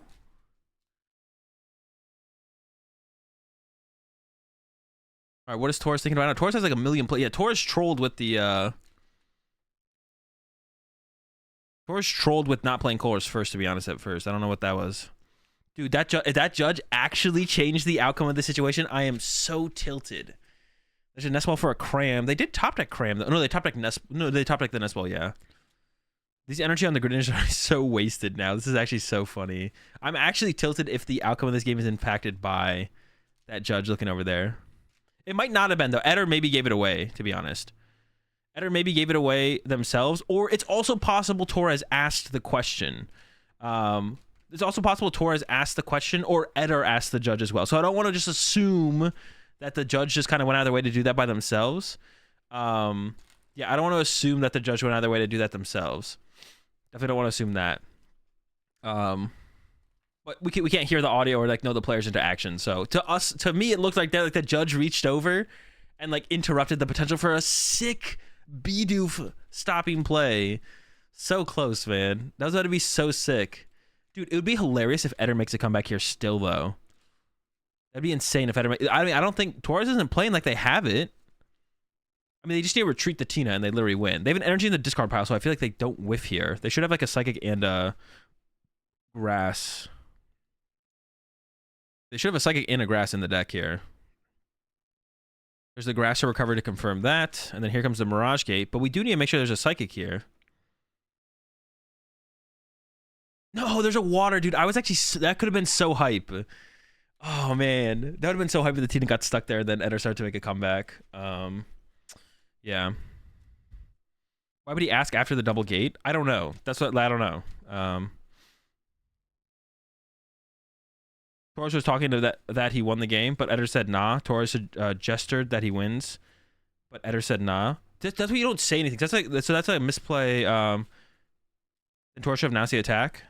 Yeah, you just let your opponent... You always force your opponent to play out those situations if they can misplay. If you think your opponent can misplay a situation, don't... Just be like, that's fine. You just be like, I just show me the full... Just say execute the play then. Like, that's why if you consistently do that, then like... Yeah, because like you don't want to give your opponent more information by like not conceding immediately or being like... Like you should just do your play. If you want to... If your opponent actually wins the game, then it's fine for you to concede. But like, I don't know. It's like, yeah, you just make your opponent execute the win condition. Like... Because you never know when your opponent's going to misplay. I had someone do that at Salt Lake City where we were playing a Mew Mirror and my opponent shows me Escape Rope Boss. And I was like, okay, go ahead. And then he plays Escape Rope before retreating his Mew, and then I beat him. Because he messed up. Like, I'm not going to sit there and just give my opponent the win. Just, like, go through your actions. If you show me well enough that you definitely have the win and will definitely execute it properly, then I'll give you the win if I want to, like, if I'm trying to definitely, like, you know, if saving the time matters that much to me. But I'm going to make you execute your actions correctly if there's a decent chance that you mess it up. And they just flash me Escape Rope Boss after I attacked for turn. And I was like, all right, so, and then they went, okay, play escape rope, move their Mew to the bench, couldn't retreat, and then I won on the next turn. So it's like, I don't know, you don't want to give it to your opponent just because they have the cards. If you assumed your opponent always executed everything perfectly, then I don't know. Did they just nest ball? Oh no, they grabbed an Arceus there. It's under their hand. I was like, oh my gosh, what? We're just like not gonna grab something here. The V-Guard's really good actually. The V-Guard's actually a super solid hit here off the rip. I don't think we could see anything ridiculous. Ooh, Taurus hand is not that good. Should definitely see. Oh, they have a Colch. Okay, Colch first. Like the sequencing here. Someone had game against Tor, but they announced the wrong attack with Mewtwo. Yeah, exactly, Slap. Yeah, Tor thought they had lost for sure. Tord was up 1-0. Tord was like pretty confident they were going to lose, and Tord was like, all right, whatever, pass. And then the opponent misplayed, said the wrong attack, and then Tord's like, all right, well, I guess I guess instead of tying now, I just win the set. And that's a regional that Tord went on to win. So yeah, always make your opponent execute their stuff. Don't just like concede. Just conceding is cringe. If you were wanting to express your skill expression in the game and win the game through those means, then you should also force your opponent to do the same. Like you should force your opponent to also like, we're just not shitty, like we're shitty as a competition, right? Like sure, we're there to just kind of have fun and play Pokemon. But like, yeah, like just because you think your opponent wins, your opponent thinks they win, like doesn't mean you shouldn't force them to like execute their actions. Why it's better to use Colors before Comfy? Because you just get more information by using the Colors first. You see 5 cards, you lost zone 40% of the cards instead of 50% of the cards. So you have more to work with. So when you make the harder decisions, you know what you have to work around the harder decision, which is the Comfy, which you see 2 cards and you lost zone 50% of the cards. All right, there's a Greninja grab from... I think that's probably fine from... Actually, I don't like that from... Because you want to attack turn 1 with Cram here for sure. But we still need to find the Cram. So I almost kind of want Jonathan to have used Comfy first to try and find the Greninja or the Cram, and then the Nest Ball gets the other one. Yeah. That's what I would have liked to have seen from Torres. It's not a huge deal, but it could be the difference between attacking this turn or not. We'll see. Now these Comfies, one Comfy has to get a switch card, the other Comfy has to get the Cram. It's not once again, not the end of the world if it doesn't, but looks like we favored a Colress there over... Yeah, we favored a Colress there over the Roxanne, which is fine. Tina down, Grass Retreat the active to the other Comfy, use the Comfy. But yeah, we're not getting the attack off with... Or maybe the Psychic, depends on the prize cards, I guess. It seems like the Grass is the better card to get rid of here. Oh, keeps the double Grass. Interesting. Maybe, yeah, the prize cards might be involved with this decision then, though. Or maybe the amount of energy they play as well. Yeah. A calculated decision. Yeah, it's definitely a calculated decision for sure. Sometimes the time is worth more than the possibility of them misplaying. If I'm against you, I'd prefer the time rather than the 0.1% chance. Bro, it's not even that, Jake. It's 0.000000000 maybe 1. Is the better play to do Greninja? Yeah, Greninja Colress Comfy, but that's a little the Greninja isn't always just correct to immediately do, because sometimes you want the energy you're about to discard. So you should just make sure you're okay. You have the extra energy to spare for sure, or you're that confident you'll draw into another energy if you need an energy. All right, pretty good follow-up here from Editor, though. We got the Arceus, we got the Path, we got the Judge, you got all the sauce here. It's everything you want from Editor here. Arceus attacking turn 2 with the V-Guard. V-Guard on this Arceus isn't as relevant, to be honest. It's almost like better on follow-up Arceus, because this one is like unlikely to get 1 KO'd by Tina turn 2 if you have Path plus Judge. And there's a slap. Goodbye, Comfy. Load up the benched Arceus. And honestly, setting up Flying Pikachu in this matchup isn't bad either. It only stops Cram and Greninja from attacking it, but the Tina can't 1 KO it because it's got the Tina can't 1 KO it because it only does, well, it can 1 KO with the second attack, but it can't 1 KO with the first attack. The 280 doesn't 1 KO it, but I guess as the game evolves, it will be able to 1 KO with the... No, but still having that option is a good idea, to be honest. I would still play Tina plays belt. Oh, that is true. In this Tina, we saw the belt that this Tina has, so maybe just going full on Arceus is just a little bit but still, having the option of forcing him to like find the belt, or to use the V-Star power, or to dig to be able to get 10 and lost on to use the V-Star power is probably worth it, to be honest. The draw here looks pretty rough here from Torres, though. Comfy to Comfy. Yeah, this is not looking great for Torres off the rip here. Comfy to Comfy, another Psychic Bites the Dust. Here comes a Colress. But pulling off a super relevant attack this turn, I think, from Torres isn't super likely. I see Ultra Ball. I see Mirage Gate. I think I saw a Temple of Sinnoh. Yeah, it has a Temple of Sinnoh for the V guards as well. So it's like a big and a Chorus. Ugh, that's a lot of good cards. I mean, I think you give up the Ultra Ball and the Psychic though. Maybe you give up the Temple of Sinnoh. Definitely keep the Chorus. Definitely keep the Gate, I would say. And then maybe hope one of those draws you into. Yeah, maybe hope that one of those draws you into. Or hope the Chorus draws you into the Tina V-Star instead of using the Ultra Ball for it. The Ultra Ball is just so costly here. Versus taking an energy for turn. I don't know about that. Gives up the Chorus. Wait, what? I don't know about that. This double gate in hand? I don't know about giving up the Chorus. Taurus can't attack this turn. I honestly think... No, Taurus can't actually take a knockout this turn. Yeah, I'm not sure about giving up the Chorus there. That is definitely trolling. Like, using this Ultra Ball this turn is just, like, not that relevant. This is just not that relevant. I don't even know what Taurus is going to go get here. This is 100% trolling. Yeah. This is bad. Second Tina plus just hoping to hit the Tina V-Star next turn is just definitely better. Ultra Ball, that's why Ultra Ball just sucks in Lost Zone decks. When you're getting judged and stuff, it's just way too costly to utilize. Your attackers are like, you're setting up your attacker to attacker is just like so hard. Not that you shouldn't play Ultra Ball in like Lost Tina. I don't know what you should play in Lost Tina, to be honest. To be honest, it's not going to change your win percentage much. The deck has only got like a 30 win percent rate. But, Ultra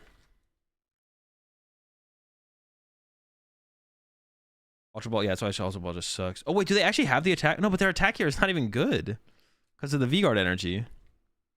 Actually, you know what? I think they have the attack here. But the attack here is so bad because of the V-Guard energy. Actually, they don't even have the attack. Because they only have a grass in the deck. Yeah, this sequence here is super troll from Torres. 2 Tina on the bench would definitely be like, quite a bit better. Gameplay is stressing me out. Yeah, so this, I mean, that's like a poor prize checking, poor potentially. I mean, the lost zoning is a little bit like, I don't know. Can't really blame the lost zoning too much. Well, maybe you could. They did lost on the recycler. I think it might be a switch in the hand though. Oh, is it another gate or is it a switch?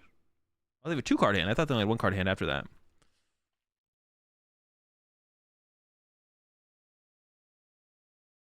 I think it might be a gate and a. It's a gate. No, it's Tina Gate. Tina Gate.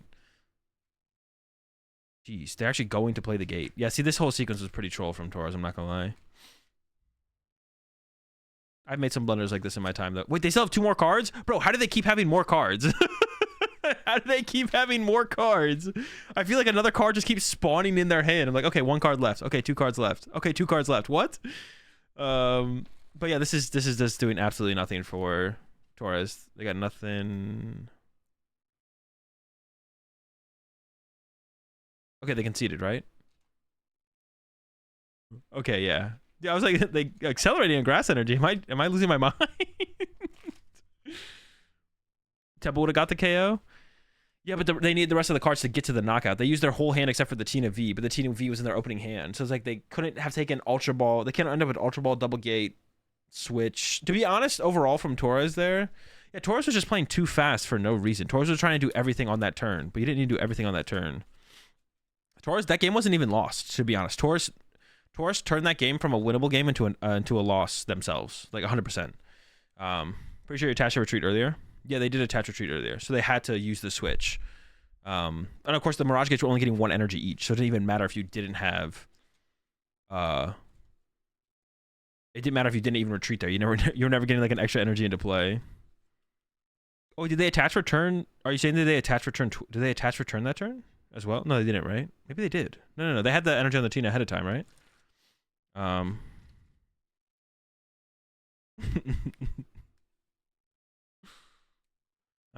the pile shuffling. Let's go. They do have a lot of time, so it's like, I don't know. It's just not an excuse for it, though, to be honest. I don't know. He attached Psychic to Tina. They attached Psychic for turn. Did they attach twice? Is that what you're saying? They maybe did attach twice there. Or they already have an energy. They definitely already. They were treated comfy to comfy, right? Unless I'm trolling.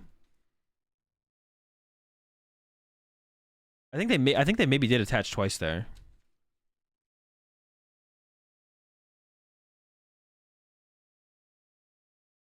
Gotta count the cards. Jonathan's extra hand card. They do those hand cards. The hand kept spawning cards. I think they did attach twice there. We can check it after this. After the match is over, we can go back and look at it. Yeah, we'll confirm it. Let's not jump to a conclusion yet. We'll come back and we'll go back and confirm it after this. We watch the rest of the series. Ooh, the Manaphy start is real bad. Battle of IP top deck is real good though, but the rest of the hand looks awful. Holy smoke! I think Taurus might get smoked here, to be honest, unless Eder has an equally rough start. You're bored to check it now. I'm gonna review it on stream anyways. But yeah, you can go. You can feel free if anyone else wants to go check it. I can't stop you. I can try to stop you, but I'm not going to. We still have wrap V-Star markers for sale. I was never selling them, but maybe I should have, I guess. I still have some, yeah. I would just bring them to regionals and kind of giving them to people, but I don't have I haven't been bringing them to regionals at all recently. Yeah, Taurus's hand, I'm pretty sure it's Gate, V-Star, dude, it's just bad. Did you know that in Sao Paulo regionals, judges were giving warnings to anyone that pile shuffled in between games? I mean, I'm not against it, to be honest. If you want to count to 60, just do one pile, count to 60. Just do like the individual down, just counting up. You could do 3 piles if you want, but doing this or like 1 to the 7s is just slower. I think there is a potential argument to make sure you have 60 cards in your deck, especially if you have like the same sleeves as your opponent. But if you don't have the same sleeves as your opponent, you just check under your seat and around you after the match just to make sure you didn't drop a card. Then I mean, I don't think it gets any more thorough than that. Maybe I'm wrong. Okay, we do have an Ultra Ball for Eder, so it's not going to be it's not going to be Bidoof pass like the last game. Jonathan didn't even have a way to retreat. I don't like that Temple of Sinnoh play either from Jonathan. The Temple of Sinnoh play there from Jonathan is also, that's pretty, like, just, I don't know, it's not that good. Like, Eder doesn't need a turn 1 Trinity charge to beat you this game. Oh my gosh, I think it's another, oh, they have a Coalition hand though. I thought it was another Sinnoh. It might have still been another Sinnoh. The Coalition might have come from, already been in the hand. They need some heat here though to get going. Dude, no way. Can they not retreat? Dude. No way, dude. They're drawing so bad. Dude, classic Tina, bro. Classic lost Tina, bro. And to be honest, you love to see it. To be honest, you love to see it. The deck finally shows its true colors, it looks like, in top 4 here for Jonathan. Oh my gosh, that's ridiculous. Oh, and an escape, bro, from Eder to KO one of the Comfies. That's, and the Judge, bro. This is brutal. Although, that's one of the problems with the Tina decks that play the heavy Judge is like, you got the Tina, you got the energy, but you're judging yourself to 4, and you need to get a V-Star, or an Ultra Ball. And if you get the Ultra Ball here, it's pretty good, to be honest. You'll be fine with the Ultra Ball here.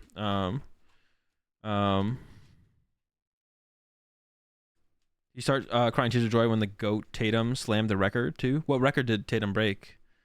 It was hard for me to watch the game because it was over like so fast. I was like, it was over like so early on. I was like, well, I didn't watch like all of it. That's why I think Eder did whiff. So this is an opportunity for Jonathan to start to make some kind of comeback here. The peak is being searched out. Maybe not a peak. Yeah, goes for the peak. Has the Trinity charge as well. Does have the basic lightning at the very least. And the charge up to peak. Interesting. So going for the peak. If I had to guess, I think Eder was confirming that they could maybe split the energy up on 2 different Pokemon if they wanted to. And I don't know if the follow-up from Eder is any good at all here, to be honest. So this will kind of confirm if Eder's hand isn't very good, if they probably attach one to the active. Maybe it's not like too big of a confirmation. But I think Eder is definitely, now Eder's like checking, all right, am I comfortable to attach to the active here? But I think Eder is always comfortable to attach to the active here because, like, you can't be KO'd. Even if Tina sets up a Tina V with 3 energy, that's just, yeah, I don't think, looks like 2 gates were played. Yeah, 2 gates were played, Cash, but they got 1 energy each, I'm pretty sure. Both gates got 1 grass each. Maybe I'm trolling. Maybe there was a psychic grab in there, but we can go back and review it. Like, thinking back on it, did feel kind of sus. But we'll confirm before making any kind of accusations. And I don't think Jonathan, even if it was a double attachment, I don't think Jonathan was like cheating or anything. I think Jonathan just biasing double attached, 100%. Escape rope, probably just push P here for Eder. Yeah, seems fine. You don't want to lose the B barrel because Beatles the top deck out. Yeah, Eder's hand actually is not good. It does have a boss. But yeah, if Jonathan can pop off here, there is some hope for Jonathan to make a comeback here, definitely. But so far, it's looking pretty mid. Looking extremely mid. Oh my, it's so gross. The hand is so bad. Yeah, nothing. Oh, we do have a boss. Oh, boss Bidoof could stall. Because actually, Eder does not have an out to Bidoof getting boss here. It does not even have an energy in the hand to retreat the Doof. A lot of top deck outs, of course. A lot of top deck outs. All right, Doofer. See if Doofer can do it. And another Comfy down. I mean, if you get judged, I guess it might be worth it. Yeah, Eder might only have an out to a judge, so. Top deck for Eder is... Oh, the V-Star! Eder seemed pretty excited. All right. Oh, Eder actually has Gust KO on the Tina. Yeah, Eder has boss in hand. If Eder plays Choice Belt, which my guess is going to be yes. Could maybe not, though. Does play the Choice Belt. Alrighty. So they do have the KO. If they want it, they don't even need a switch card here because they can hard retreat the Dooferton. Goes for the switch, though, over the hard retreat. Saving the switch is more versatile for late game. I almost like the hard retreat here from Eder. I actually think I like the hard retreat better than the switch because you can like switch and attach in the same turn. You can't attach retreat. Like you lose your versatility of a card later in the game. Because it depends on how much you value the energy. But in the current situation you're in, I don't think you value it that high. I think I would like to see the attach retreat here from... I think I would like to see the attach retreat here from Eder. And save the switch. Yeah, I think I would. I think it's like better to have the switch around for a more versatile card later in the game, potentially. You haven't really burned through any energy in your deck. You got a ton of energy left, so... And yeah, we have switch boss, choice belt to the Arceus, which means that Tina is going down before I become a V-Star. I think you do want to go to your way to do this whenever you can as Eder, because you get to get 2 prize cards on the KO for 1 attack, whereas like later in the game, it's going to become like the attack knockout is going to become harder to do. You could be 2 at KO and Tina V-Stars later. So still... not a very big hand here for Eder. And goes with the energy on the Arceus, actually, over the Flying Pikachu. That's interesting. Might just be kind of not really matter too much. It does mean that the Arceus will be easier to treat if Jonathan gets another boss here, but... Oh, there was a boss top deck there. I'm pretty sure. It's hard to tell. I think it was a boss top deck there, though, for Jonathan. So maybe it is going to be boss Arceus pass, or boss Bidoof, actually, probably pass from Jonathan this turn. We'll see how the Comfies cook. Had the Nest Ball. I don't like that play there from Jonathan. Didn't play the Nest Ball before using the Comfy. I think you want to thin the deck out here of a Tina. Like, you need to set up Tinas to win this game. Jonathan definitely should have used Nest Ball for Tina here before playing this, before using this Comfy. Thin out the deck by a card.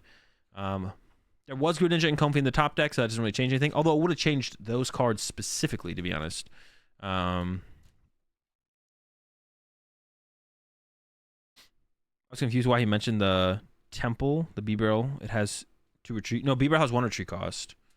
Oh, I did notice that. Yeah, there is the Temple in play, though. The Temple could make a difference on that. It doesn't make a difference anymore for the current board state. There's the boss, yep, on the Bidoof. Once again, same strategy. And pass. Let's see what we got here for Eder. Oh my gosh. Top deck B-Barrel. Didn't even had no outs, bro. What? Dude, Eder's drawn too hot. Back-to-back top decks. What? I don't see a double turbo there. So Eder's going to be stalled another turn. Yeah, going to be stalled a turn here from Eder. That's what I was talking about, like leaving the switch in the deck. If instead you had hard retreated your B-Barrel with like a... I don't know if you want to hard retreat with a V-Guard energy. You could have hard retreat with the basic Lightning, the Bidoof last turn, and then you would have had 1 more out to retreat this B-Barrel this turn if you left the switch in the deck. Because the B-Barrel has 2 retreat costs, so you can only get double turbos. Or it could have, but there could have been an extra switch in the deck if you had used that Lightning they had put on the Arceus. Instead put it somewhere else. V-Guard to the Arceus. Not sure I like that. Actually, V-Guard on the Flying Pikachu makes a little bit more sense, I think. Because V-Guard to the Pikachu makes a little bit more sense. Because then you're completely out of range of it getting KO'd by a Tina through its non-V-Star attack. The V-Star attack will still KO the Flying Pikachu, but they can't do 310 with a Choice Belt.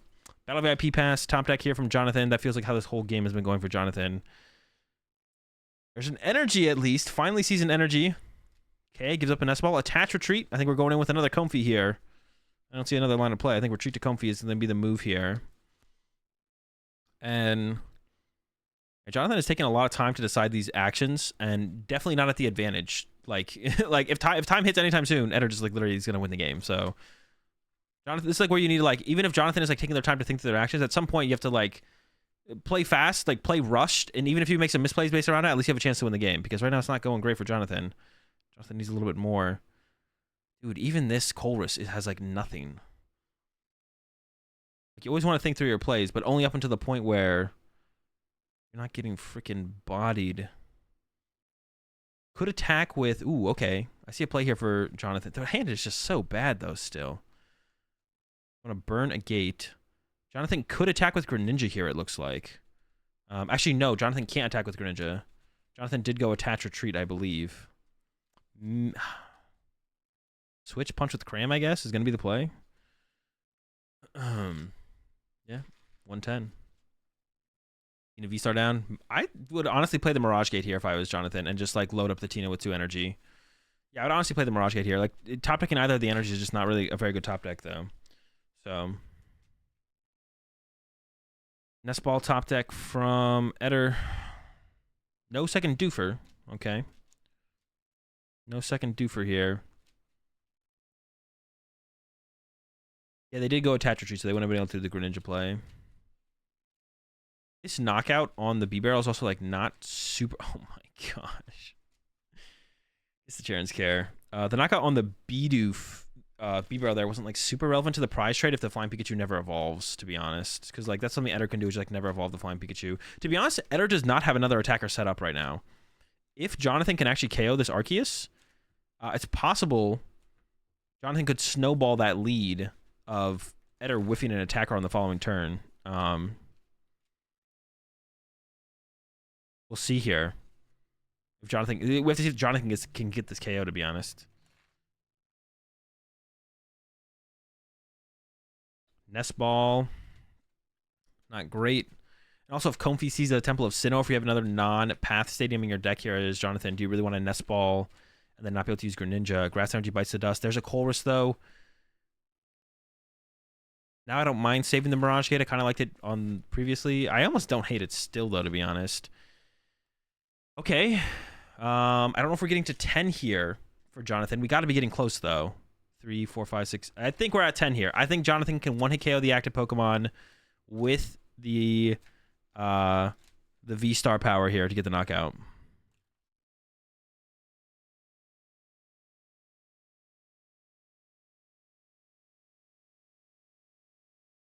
So we can get the switch.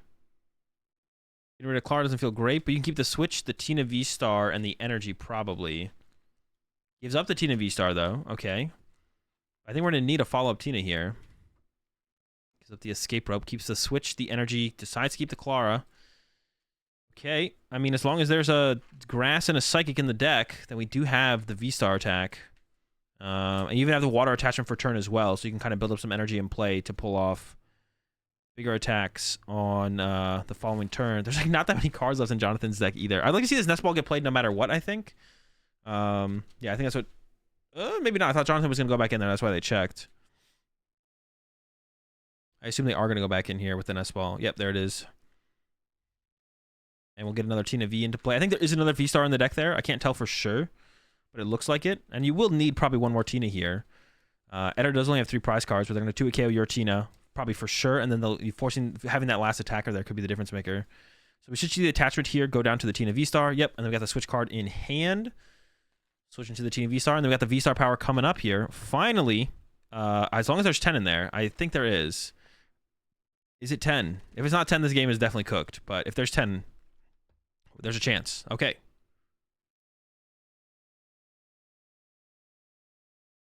Escape rope, another gate in hand. Definitely some options here for Jonathan. Here comes a Judge. But once again, Eder doesn't have an energy to attack with. Eder could whiff here. There is like 3 double turbos left in the deck. Some could be prized. There might be a 3rd V-Guard as well. Seems like Eder's playing a pretty heavy V-Guard count.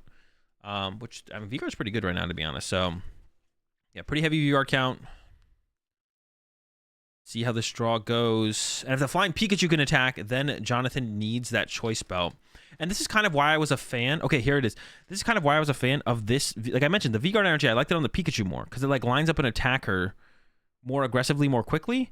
And a 3 prize attacker shouldn't be like super relevant. So like I said, I like the V-Guard on the Flying Pikachu. It also like fully plays around Jonathan being able to use the 280 attack to KO the Flying Pikachu because you could always fit a double turbo on the Arceus on the next turn. So we'll see how this goes here. There's no energy in the hand currently for Eder. Does have a Pumpkaboo.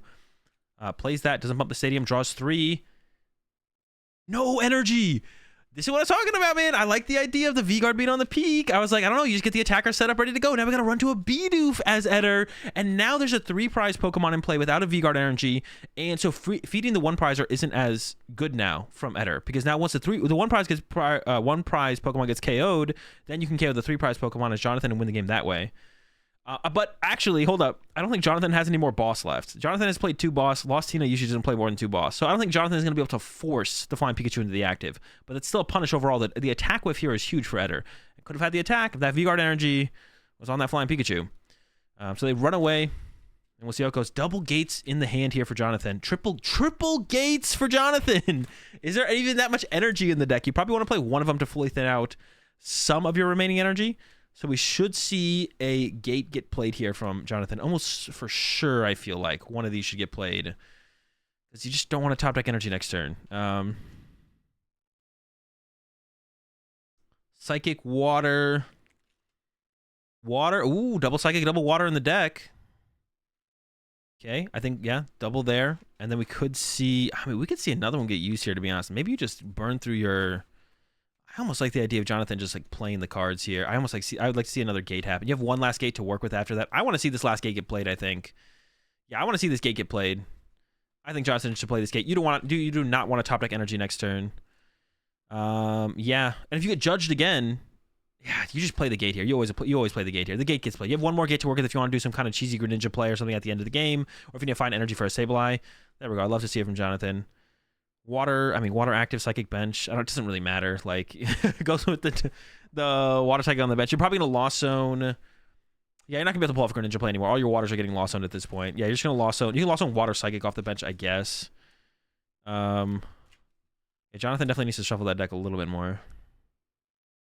Not much left in the deck either for Jonathan. So any good cards that are left.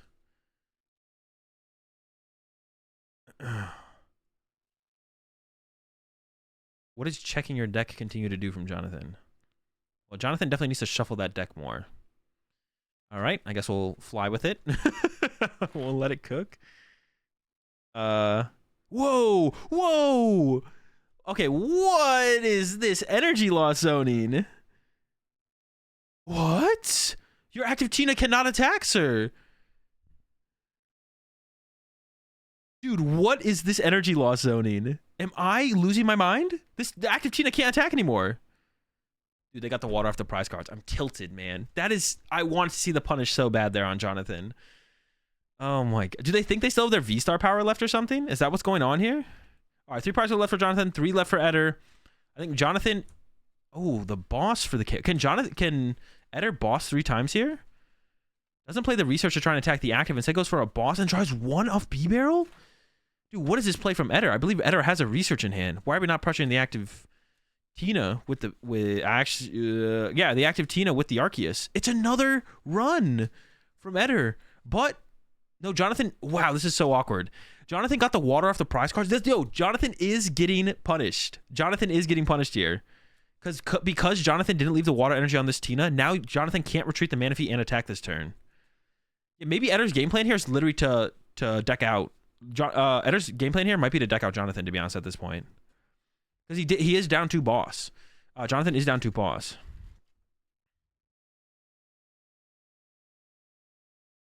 Yeah, Jonathan's down 2 boss, so Jonathan can't really chase. Can't really chase any prize cards off the bench. And has no like super efficient attacker in play. But yeah, the Rain Splash, I was about to mention that. I think Rain Splash might be the move here from Jonathan. Just deal 20 with the Manaphy and KO the Pumpkaboo that way. That's actually your most efficient attacker here. I think Rain Splash is actually correct here from Jonathan. As crazy as that seems. That energy loss setting was terrible from Jonathan. Oh wait, Jonathan hasn't even started their turn yet. What the heck? Wait, what? Dude, what is going on? Wait, whose turn is it? I don't know whose turn it is. Okay, we got a switch card here from Jonathan. I think you go for the KO. Eder's thinking about deck out. That has to be Eder's plan at this point, is deck out. I don't know if Eder had to go down this route, but they're going down it. The Temple of Sinnoh is in the hand here for Jonathan, but doesn't have the choice belt. So if flying peak attacks next turn, then it can get a little bit awkward. Deck out is a weird choice here from Eder, though. But, okay, so on this lost zoning, we have to see 2 energy leave the bench Tina. You can't see energy leave the active Tina at all, or it's going to get stranded again, unless Jonathan actually thinks that they have their V-Star power left, which makes no sense. Holy shit, this has been a roller coaster, man. Come on, dude, just Rain Splash. Rain Splash there, I think, was correct. I actually think Rain Splash there might have been correct. Depends how many cards are left in deck for Jonathan, and how many Rain Splashes you could actually pull off, but... No, dude, this can't be real. What's the prize card? Jonathan can't attack again. Dude. I can't, man. This can't be real. He did it again. He has to think he has his V-Star attack left. Bro just hates water energy. Apparently. Tina does not like to be moist, man. The boss again from Eder. There is 2 psychics, so this Tina can retreat. Got energy from the prize cards? No, got a Sableye from the prize cards. Yeah, Sableye from the prize cards. I don't know how many cards are left here for Jonathan. Eder's all in on this deck out strategy, though. I think Eder decided to go with this route when they whiffed the attack, but then realized that Jonathan was down 2 boss.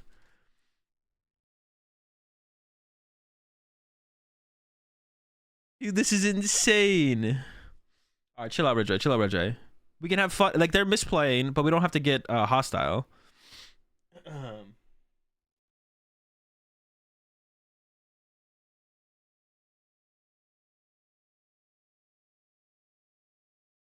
It's just a bad example of the game for viewers, but good at the same time. I mean, it's entertaining. I'm not going to lie. 1 grass and lost on Tina. 1 grass and lost on 1 on Tina. There's a Clara. There's a grass in the discard pile. There's a Clara. I think there might be enough cards left for Jonathan to win. There's a Clara in Jonathan's deck, and there's also energy retrieval, energy recycler. I'm sorry. So I think there is enough stuff here there is enough stuff left for Jonathan to win. I think. Retreat 1. Okay. Looking a little sus there, but we're chilling. All right, Clara for 2 energy. But there's a problem with this. If the Tina in the active attacks, then Eder can punch them back. If the Tina in the active attacks, then Eder can punch them back. Getting cram here, I don't know, to be honest. Eder can punch the active Tina. Dude, this is wild, man. This could be a crazy comeback from Eder. Or actually, I don't know. Is this a crazy... Well, I say a crazy comeback for Eder, but this is definitely a crazy comeback for Jonathan. I don't know if Jonathan should have got Pokemon there. I don't know if I agree with the Pokemon grabs there for Jonathan. Because now if you get judged, you're going to be drawn into a bunch of junk, to be honest. I also don't know if Jonathan should knock this out yet or wait a turn. Jonathan should maybe wait a turn so that way you can have an extra energy on the active when you attack, so it can theoretically threaten another attack. But just goes for the swing. Lost on double psychic. See, I don't know about this because this opens up the opportunity for Eder to attack now. Now Eder can attack this Arceus or this Tina. Now it's possible that Jonathan does top deck the Recycler, but Jonathan also needs... No, Jonathan has a course in hand, so Jonathan has like guaranteed, I think, actually. V-Guard active from... Oh, the V-Guard, though. So Jonathan needs Choice Belt and Temple of Sinnoh now to get through this Pikachu. This Pikachu's a beast. So we definitely want a judge pull here from Eder. Eder's definitely looking for... Needs a judge here. I think Jonathan has game right now. I think Jonathan has game right now. Unless Eder has no escape rope left. There might be an escape rope left. It's possible. There's not one in hand, I don't think. But there's like 3 cards left in deck. One of them is a Recycler. I'm almost positive. But yeah, once again, Jonathan maybe should have just gone attach pass last turn. I think Jonathan should have gone attach pass last turn. Yeah, does he have a gate left? Yeah, there's a gate in hand.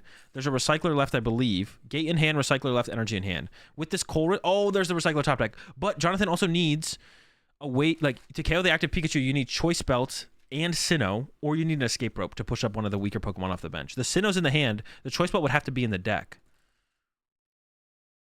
There's 2 energy in the hand here for Jonathan. Could attach to the bench and then leave the active in the active for a turn. Doesn't make a ton of sense to me. There's also one of the problems with putting this many Comfies in play.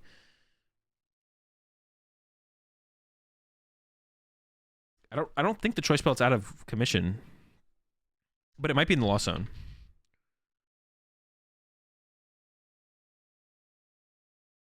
Might be in the loss zone. I haven't seen the choice belt yet this game. We saw it in a previous game. Attach a bench Tina. Well, you could just have game here. Jonathan has a Colress in hand, so if the choice belt's in the deck, Jonathan literally has game. So now you risk getting judged and not having game next turn, to be honest. Once again, Eder now can just pass. Yep, that's what Eder does. I think Eder just went draw pass, yeah. There's the Roxanne. Now do you attach active to threaten the retreat next turn? No! Attaches to the bench. That has to be a mistake here from Jonathan. I think Eder wins the deck out now. But time could get involved, and then if time gets involved, Jonathan wins on prizes. I don't know if we're in turns yet. Choice wasn't lost owned? I don't think so. I don't think it was lost owned or discarded. There's a Dunny grab from Eder. Attaching to the bench, not attaching to the active there is interesting, unless there's another energy in the deck here for Jonathan. I only know there's only guaranteed one energy left, and that's in the discard pile. Oh, it's a recycler. So there's 2 recyclers. Dude. No way, this is insane.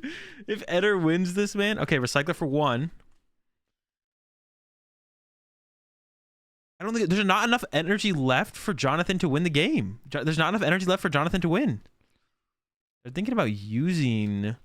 Is there? No, there's just not. They're just short on energy. No belt? No, the belt's not here. The belt might be the last prize card.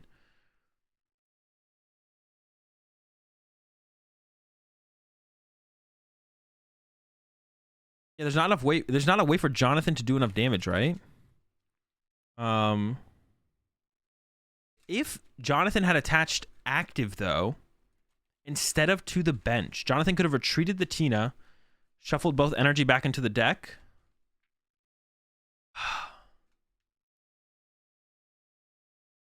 They're going with the retreat here. But this doesn't do anything. Recycles 2 in. Gate for 2. This doesn't do anything, though. There's not enough energy to win the game. And has Roxanne, but there's no energy left. That's it. You can hit once. You can do 1 attack. Yeah, I mean, that's it. That's game. Eder's gonna win. Eder can also just knock out the active now. Can just 2k the active now at this point. Yeah, you could have attached active, retreated, sent up Comfy, used the first recycler, attached to Comfy. Does that work? That might work. I don't know if that works. I don't know how many boss Eder had left at that point either. So you'd have to like check that as well as Jonathan. I mean, punch for 280, but that's not enough. Sheesh, that's crazy. What an insane game. I think the prize card there, the choice belt might have hit the loss zone. It might have hit the loss zone. Roach needs a rain splash. Actually, though, where's Sableye this game? The bench is full. Eder never opened up a bench spot for Jonathan. Retreats to Tina. That's a misplay. Because Jonathan could have Sinnoh energy here. Oh no, but the Pika has a bunch of damage on it. Never mind, it's not a misplay. I take it back. It's not a misplay. The Pikachu had a ton of damage on us. This exact same thing. I was like, I couldn't see the damage counters on the Pika. I mean, and I know he just attacked, but the damage counters are blue. They blended in. I was like, no, we're chilling. We're chilling. This is correct. This is correct. It doesn't matter though. The game's over. Jonathan is just hoping for Eder to. There's nothing that Eder could do be a misplay at this point though. Yeah. Draw. I mean, he could knock this out. I mean, he attacked last turn, so there should be damage on the Tina. I don't see any damage on the Tina. But I'm pretty sure they used Trinity Nova. Yep, he's got it. Oh my gosh. That was crazy, bro. Definitely a little bit of back and forth throwing. I mean, Eder's biggest mistake, I think, there was like doing that, not attaching to the flying Pikachu. Like, I think attaching the V-Guard to the flying Pikachu was like pretty much always correct. And then Jonathan, a lot of mistakes there from Jonathan, to be honest. A lot of mistakes from Jonathan on Jonathan's side. A lot of things that could have been cleaned up quite a bit. I think he failed the nest ball to shuffle. Oh, maybe that's what it was. Maybe he failed nest ball. That is possible, yeah. So his belt must have been in the lost zone. Lost zone or was the last prize card. But there was definitely a choice belt in the list. That was for sure. Lost zone or in the last prize card. Yeah, let's get back real fast and let's see if there was the double attachment in game 2. I think there was.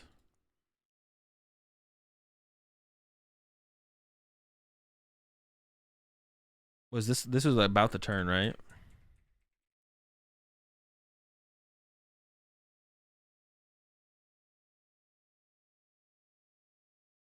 Actually, hold up. It was maybe, it was actually was, okay, hold up. I think it was like literally right here.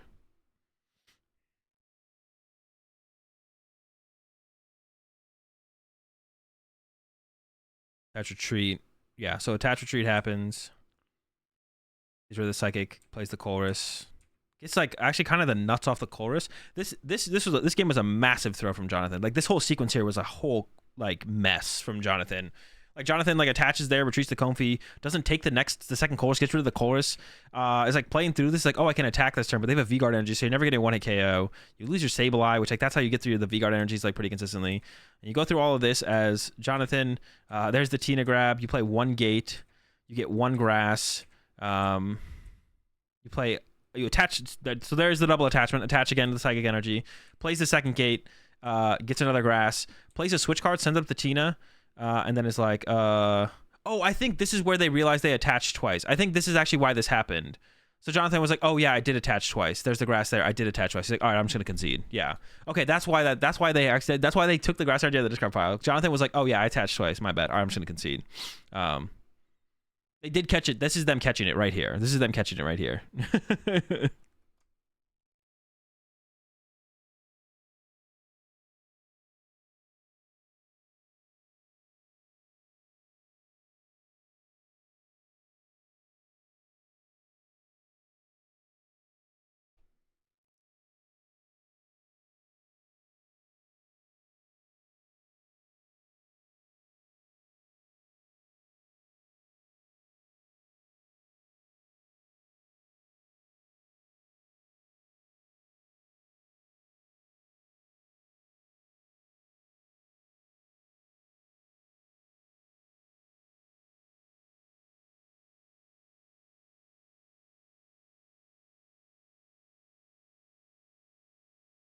Wholesome outcome, nice.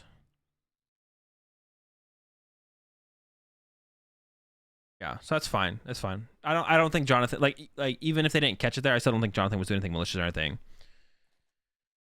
According to Diego, Eder stacked Jonathan's deck. Yeah, I just saw that. Someone have the link to that? Is this the link? Oh, wait, what is this? Wait, what did you just link me, Bo?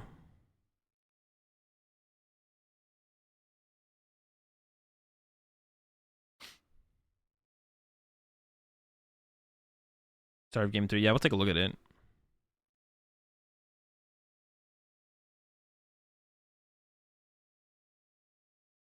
Yeah, what is this clip here? What's the context of this clip? And let me pull the other one back up real fast. Do clips have names on YouTube like they do on...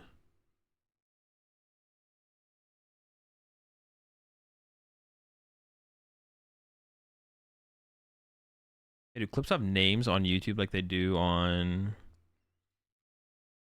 Not beer? Useless. Wait, not beer unless... What? I don't know what that means. The name of the clip is not beer unless... Unless what? All right, let's take a look at this. Who ended winning the tourney? We're in the finals coming up right now. Schmeinels.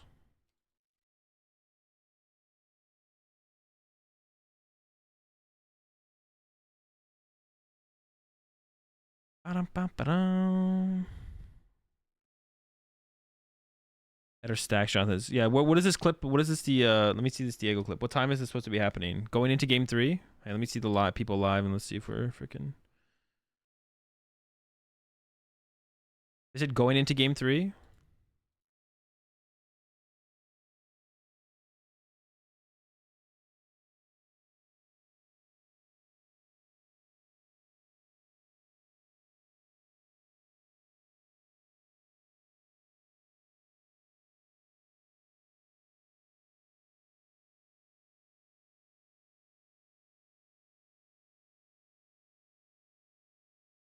Dude, what is that?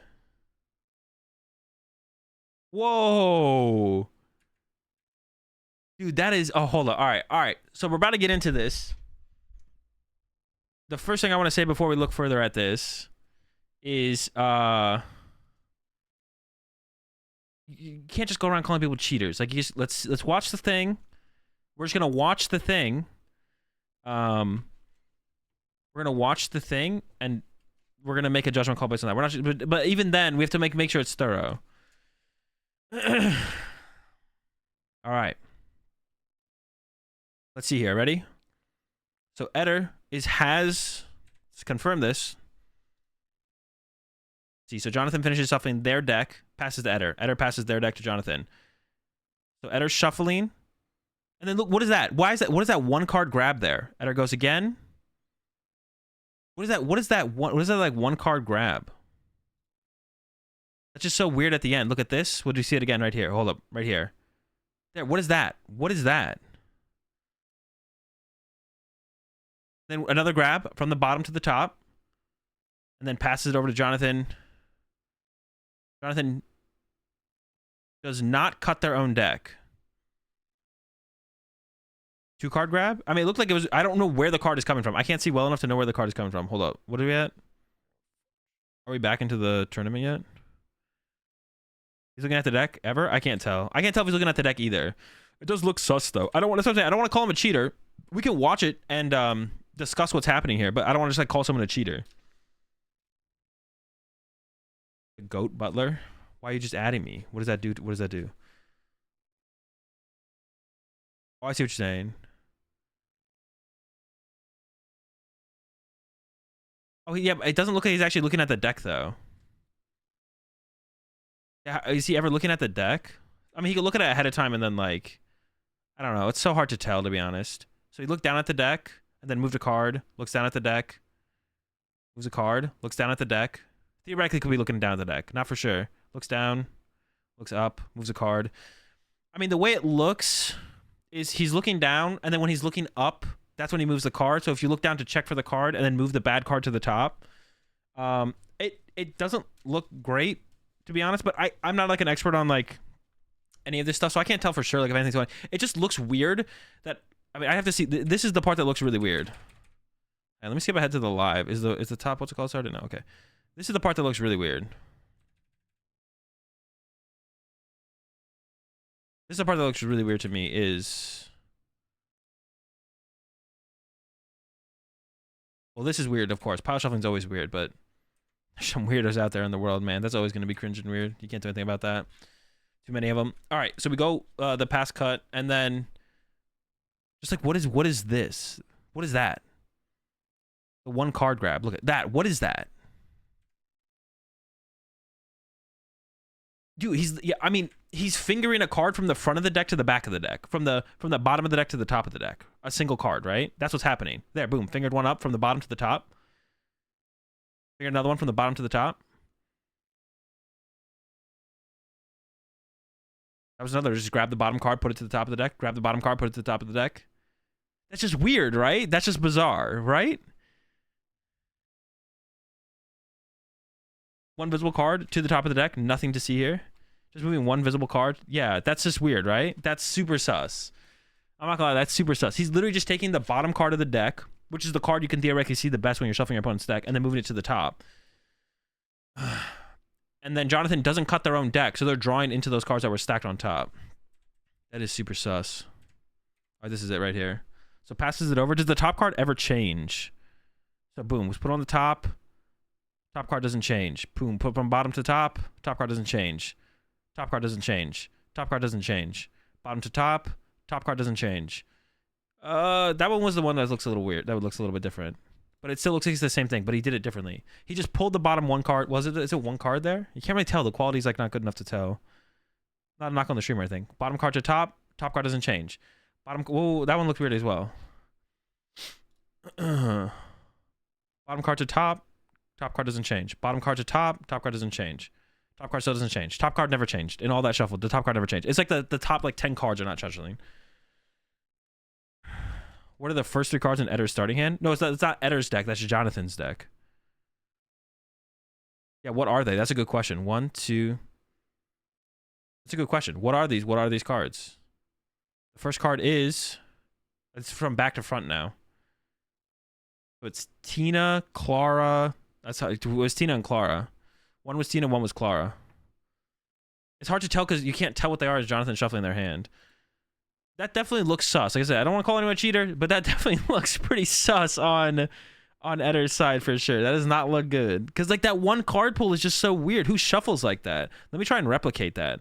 So what is Eder doing? I just want to, if we go to the finals, I just want to watch the finals to be honest. Let me try and replicate what Eder was doing there. So it's like this, then how do you ever do that? How does that ever happen naturally? This doesn't happen naturally, right? Like, oh, you guys can't really see. Like this, and then this happens, right? Like this is the top of the deck, and I'm pulling like that. I'm just trying to see if like this happens naturally, like ever. You do this. Because that's what's happening, right? It's like this. Oh, like pulling to the from the front to the back. Oh no, man, it's kind of sus.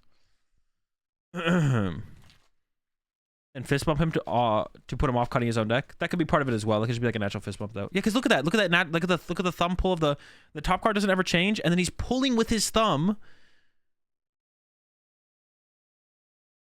And then but it's one card being pulled every time, right?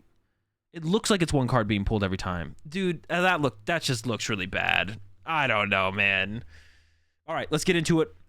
Got the Schmeinels, the freaking champ, Hedrick, going up against Eder. Eder started and drew trash. Let's see if Hedrick can pull off a turn 1 knockout on the Dooferton. So far, the initial draw does not look great for the KO on the Doof.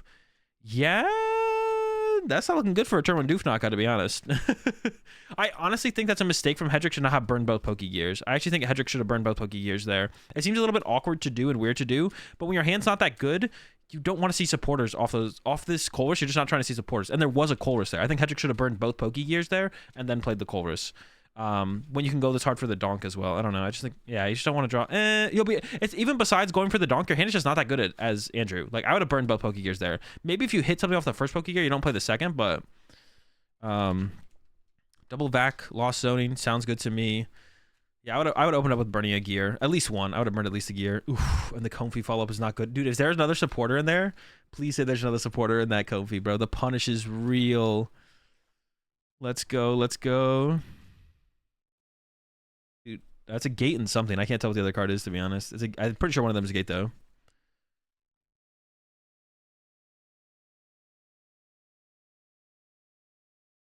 What is it? What is it? What is it? What is it?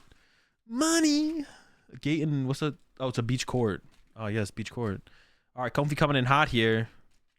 Oh, but got rid of the double loss vacuum. I don't see that's actually why I wasn't sure about getting rid of double loss vacuum there as we're watching this live. I shouldn't be pausing it. I wasn't sure about getting rid of double loss vacuum there as Hedrick. Wait, are we not using Comfy before we use... Why are we nest balling before Comfy? We want to see basic Pokemon here. I really don't like that one from Andrew, right? I want a Comfy into Greninja or Cram or Comfy so I can nest ball for another piece, right? He used Comfy? Oh, he did? Oh, there is 3 in the Lost Zone. No, you're right. Oh, no. He didn't use Comfy. There's 3 in the Lost Zone. Wait. No, you're right. He did use Comfy. It's just not tilted or it doesn't have a coin on it. You're right. You're right. You're right. You're right. You're right. It's just not tilted or anything, so it doesn't look used. Yeah, there's 3 in the Lost Zone. I was like, no, there's not 3 in the Lost Zone. There's 3 in the Lost Zone. Oh, shoot. Yeah, you're right. One of those vacuums I think Andrew should have tried to keep. I don't know what the other cards were to choose between. That was like Escape Rope, Energy something. So this nest ball here from Hedrick, I think it should just be a Comfy. That gets the 4th in the Lost Zone to give you the potential donk. Yeah, I think we should just see the Comfy grabbed here. Doing probably a little bit of prize checking. You still want to be thorough with your prize checking, even when you can theoretically donk your opponent.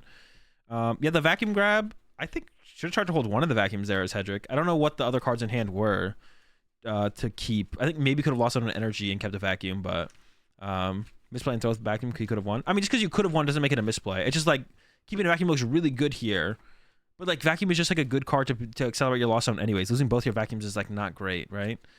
There's another Comfy. I mean, I think you keep digging for the. Actually, I don't know. You might not be able to go any further actually here, as Andrew. No, you can't go any further. No, you have a rope in hand, and you already retreated though. So if you keep Comfy and rope, you can't. Well, no, you could hit Battle VIP Pass and Greninja into a switch card. So yeah, I think Andrew's just gonna call it here and pass. I would attach an energy. I think I would attach an energy to one of the Comfies because there's a really high chance that your stadium gets. There's not that high of a chance, I guess. There's a decent chance your stadium gets replaced. There's the research. Yeah, could have kept a vac from Andrew, but I don't know what the other cards were that Andrew was choosing between. So it's a hard call to make when you don't have like a tool card or a stadium card in hand to immediately lost zone away with the vacuum. It makes it harder to call to keep the vacuum. We do see the energy or the Arceus here for Eder. Does have a path to the peak. I think maybe is whiffing energy currently, but does have an Ultra Ball, so we'll be able to thin out a decent amount of the hand and then draw some cards with the Bidoof. I don't like getting rid of the Arceus here, I don't think, as Eder. But I think that actually the other two keeps, I'm pretty sure were... I'm actually not sure what the other two keeps are. I think one of them was a switch, which you definitely want to do to probably try and pull off. The other one's Path to the Peak. Path is kind of weird here. You could play it right now to draw one more off B-Barrel, but then you don't get Starbirth on the following turn. So chooses to keep the Path. You do want to replace that Beach Court at some point, and maybe even still this turn at some point as well. Yeah. There's a retreat. Do they even have an energy? Dude. No energy, bro. All right. Here's where, Andrew, we're looking for the Dragonite swing for sure from Andrew. Here we go. Colress off the rip. Oh my gosh. We're not going to get Dragonite yet. Dude, these draws, bro. You know what? At this point, Andrew should just settle for a punch with Cram, bro. You know, don't get greedy. Don't ask for too much. Definitely get rid of the Battle VIP Pass there. I think Andrew's definitely considering keeping the Comfy because they do have double Escape Rope in hand. So I actually don't hate the idea of... But you definitely want to punch the active here because if you do use Escape Rope here, then the Bidoof could be pushed from Eder. Does have the... All right, has the... Oh, no, it was a Colress. I thought it was a Mirage Gate. Another Mirage Gate. I think there might be a Mirage Gate in hand already. There's got to be something in the hand here. It's a water and a Manaphy. Dude. Dude, there's no way. Andrew still has nothing. That's incredible. That's so sick right here. Once again, could have burned a Pokegear to try and avoid not drawing. Dude, that's insane. But it's funny. It's even funnier because Eder doesn't have like a great follow-up or anything. Has the V-Star though, so we'll be able to get a double turbo off of the Arceus. Get the double turbo for the Arceus, and then we'll also be able to get probably a Judge. I would Judge here. I would recommend Judge. So see what Eder goes for. Goes for Nest Ball. Interesting. Might have a Judge in hand. Fails the Nest Ball. Already had the Judge in hand. Didn't get anything else to try and set something up. That's curious. Could grab like another Arceus V. Maybe there truly wasn't anything to grab there. Wow. This has been an insanely bad draw for Andrew. Like I said, I think there's been a couple missteps though from Andrew. The vacuum keeping, it's easy to call it after the fact, but during the moment, I don't know if the vacuum should have been kept or not at all by Andrew. I do think the Pokegears on the first Colress. I do think the Pokegears from Andrew should have been played though. Aggressively on that first turn. At least one of them. I probably would have played both though, to be honest. I mean, we're coming back to this now where the Judge is happening, so yeah, now that the Judge is happening, it's like, like you're getting judged, you're glad you have those Pokegears in your deck, definitely. Okay. Finally see a Nest Ball in the hand for Andrew. Andrew's been looking for that for years. There is a Pokegear. Pokegear's pretty good here, I'm not gonna lie. You definitely want to play Colress here. It's Clara or Pokegear. I think you're definitely going Pokegear here. I don't see a world where you want to Clara over Colress here. Like, Clara just does nothing for you. Like, you just have to take the... I don't know what you'd ever be doing if you took the... I honestly have no idea what you'd be doing here if you took Clara. But Andrew's considering it. You have nothing set up, you're not attacking with anything. You definitely need to outs the Colress here. You can't grab Clara here. There's no way. Okay, Andrew agrees. You just can't. You can't. Yeah, sure, like you might need it to win the game at the end of the game when everything is said and done, but if you don't get to play the game to begin with, you're cooked. So, the Nest Ball also, I think I would have considered. Nah, you definitely don't play the Nest Ball yet, unless you're gonna go like get the Dragonite right now. Punching with Cram here is just so weak. You might have to settle for that though, to be honest. And I think if you play the Nest Ball here as Andrew, well, you're either settling. It goes with the Poke Gear first. I feel like that feels a little bit better, but you know, there's the Colress hit. Yeah, it was never a question, by the way. It's never a question. You always have to take the Poke Gear here. It doesn't matter if you think you need Clara in the late game or not. We need some bigger hits. Now I would definitely consider using the Nest Ball right now to go get Dragonite. I would definitely consider that right now. I would probably Nest Ball for Dragonite right now. Now with the power of the Colress in the hand, I would like be like, all right, I'm feeling good. Oof. That's tough. It's a lot of good cards. Sableye, Cram. This guy Sealstone is good as well. I can't tell. I think that might be Raikou. We probably don't need Raikou, to be honest.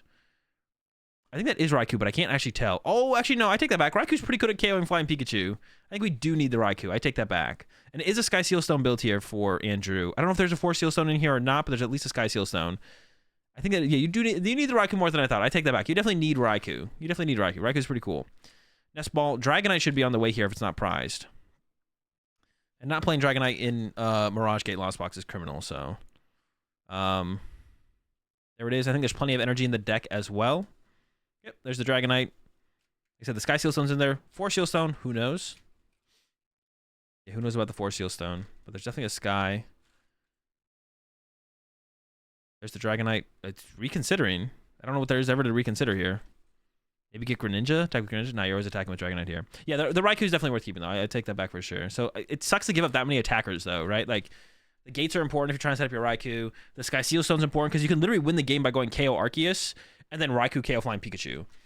So, yeah, man, that's pretty good. All right, second one getting used here. Can search out a Water and then probably a Psychic and leave the Lightning in the deck. Yeah, you're probably grabbing a Psychic here. Water to the Dragonite, Psychic to the active. And you could even attach another Psychic ahead of time, either on the Sableye.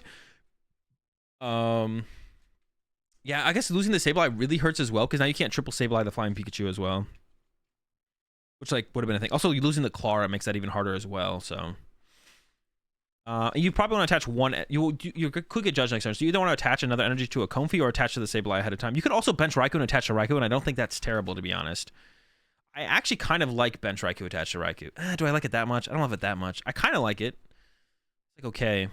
Now, the thing here is that we could get judged again. I don't know if there's 10 in the Lost Zone for Andrew yet, so Andrew would have to, like play through another judge, which is, like, annoying. But like I said, can play towards that win condition of Raikou, Sky Sealstone, Escape Rope, Boss.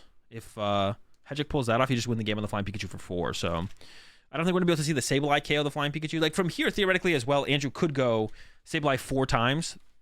3 times on the Flying Pikachu, once on the B-Barrel, and that would also be game. Yeah, that would also be game. So, I don't know. That'll be okay. I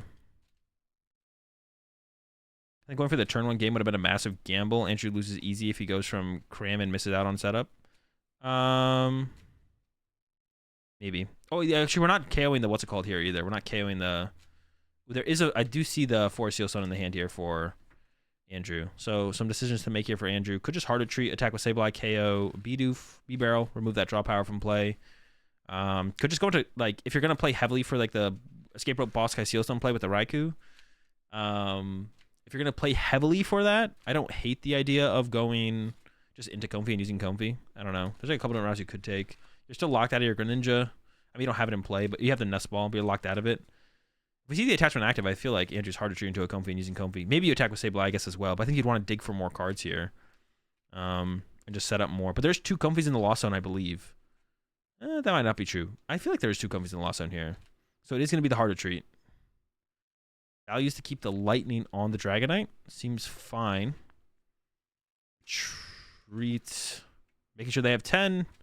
Not sure if they do or don't, to be honest. But if they retreat to Sableye, they definitely have 10. Okay, Sableye up. And then I assume the B-Barrel's going down here. Yeah, just go KO on B-Barrel, get another prize card. I would have hated to see the Forest Sealstone put on the Dragonite there, just to kind of get it in play in case you get judged again, to have something a little something to work with. Of course, then if you get Boss KO'd, you lose your Force Sealstone. And I guess by drawing this prize, you don't care about Sky Sealstone, so you probably value the Force Sealstone a little bit more. But then you could almost bench the Raikou and attach the Force Sealstone to Raikou. The only way Eder punishes that is they have double turbo Boss Choice Belt.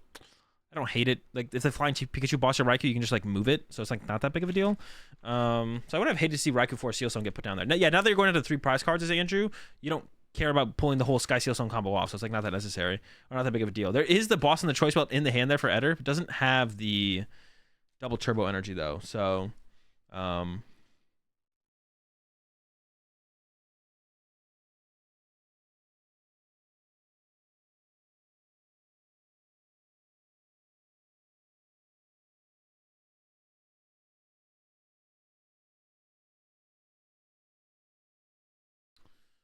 All right, Dragonite goes down. There is the Clara there for Andrew. I don't know if that came off the prize cards or the top deck. I also don't know what we're doing with that, to be honest. I mean, you can recover Dragonite, but Nest Ball. I almost would have liked to have seen this Nest Ball happen from Andrew a turn previously, and I think you value the... Yeah, and the only thing to take here is actually Greninja. But like that way, if you can... You increases your odds of top decking something better. Ooh, there was a Colress on top. That kind of is unfortunate. You would have really liked to use Colress this turn, I feel like. A lot of switch cards left here for Andrew as well, so I can go through quite a few Comfies. Still has this Sableye, but you know what, to be honest... Andrew could just win with Sableye, Clara Sableye, Escape Rope Greninja. So I think you hold the Clara here as Andrew. Yeah, Andrew's... Yeah, you'd want to use a Colress this turn. You can go Sableye, the Flying Pikachu, Sableye, the Flying Pikachu, Escape Rope Greninja, KO the Flying Pikachu. And that would work fine here for Andrew. Yeah, that would work fine here for Andrew. So, Comfy happens. Heavy Ball and something. I can't tell what that other card is at all. If it's Beach Court, though, that's going to be a lot more digging this turn. I think it is the Beach Court. I was thinking about the Heavy Ball, though. So something might be priced here still for Andrew that they want potentially out of there. It is the Beach Court. So Beach Court in play. Dig with Greninja. Could also just attach Tree if they want to save it for later. But I think just going aggressive now is the way to go. Boom. Draw 2. Ideally a Colress this turn. Just a bunch of Escape Ropes. But you don't mind Escape Roping here at least once. Because actually the Escape Rope... Oh, I was thinking about... Oh, wait. They have Game. Andrew has Game. They have Escape Rope, Escape Rope. Oh, that's only if... No V-Guard on the Pokemon. Escape Rope, yeah, Escape Rope actually just wins the game here. That's insane. Wait, actually, is there enough bench Pokemon? No, it doesn't actually win the game. Another question would be, is there 2 energy in the deck? Okay, there is 2 energy. There's 2 energy left. It doesn't just win the game, but you just punch the Pikachu really hard and clean it up with Sableye on the next turn. And if they KO your Sableye, then you just Clara for it back. So this is basically game here, unless Eder has some way to, like, remove a Flying Pikachu from play. Which I don't think so. So we're going to see Escape Rope into the other Comfy. Actually, has the active Comfy been used? I'm just kind of assuming it has been used at this point. Yeah, so we're going to see Escape Rope into the Comfy. So we're looking at, wait, 120, 140, 280. Yeah, so there's no way for... Andrew can't win this turn, but gets close enough. I don't even think you bench the... I don't even think you should bench the Drapion this turn, because if you get judged, you don't care. Yeah, so Escape Rope into the other Comfy, use the other Comfy. Escape Rope back into the Raikou, use Fleet-Footed, attack with Raikou. Andrew just thinking everything through here, but I think it's pretty straightforward as how this turn is going to play out. Comfy.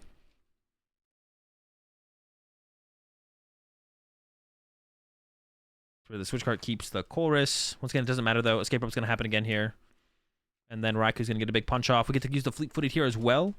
Appreciate the 2 months resub there, P-Brits. Fleet Feet. Could bench a Drapion. It does tend to add the deck.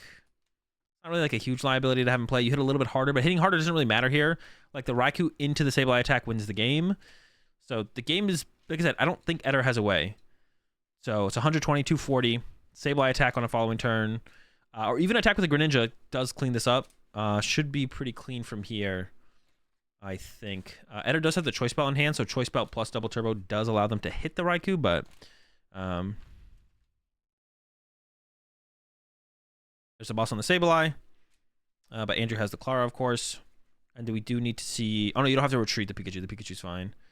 Okay, so we see the Raikou send up here from Andrew. Draw for turn. And there's the Clara. Sableye's coming back with the energy. And there's the concession there from Eder. Okay, game 1 going to Andrew. Looking to get another 200 points in a tournament. This should, if Andrew does win this should basically lock him up for top 16, I would assume. Even second place is probably pretty good, to be honest. All right, so we'll have Eder going first in this next game, I assume. We'll see about that. Really favored for Andrew. I would say it's close. Like, Flying Pikachu plus Judge and all that stuff is just like a lot. Like, you're just putting a lot of... You've got a lot of big Pokemon from Eder. Yeah, you've got a lot of big Pokemon from Eder, like, for sure. Yeah, like, judging Path to the Peak, shutting down your Greninja, which is, like, your main source of, like, drawing cards. Like, yeah, I would say you definitely just, like, it's close. I would say it's close. Like, obviously, if Andrew draws everything, Andrew does win. If Andrew draws literally everything, Andrew wins, of course, but...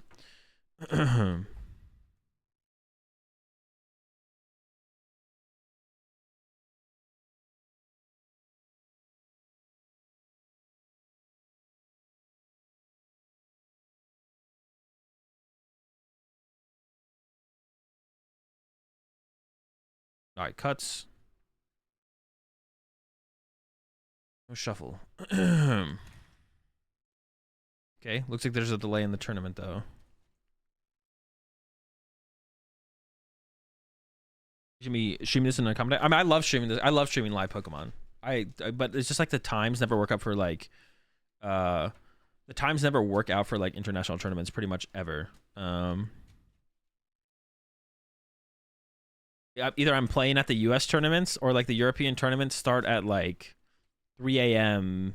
my time, and then the Latin America events actually start at a reasonable time for me, but they're usually on the same days as your American events. So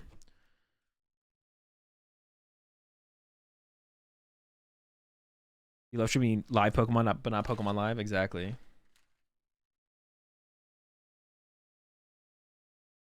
What happened on Twitter? Eder had some pretty sus shuffling in his top 8 match.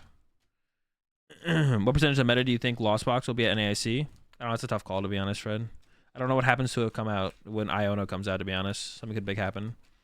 There were 2 events yesterday here in Asia. Yeah, they were also at bad times for me as well. Otherwise, I'd definitely be watching all of them. They're watching your stream there. They are. Checking out my opinion on the shuffling.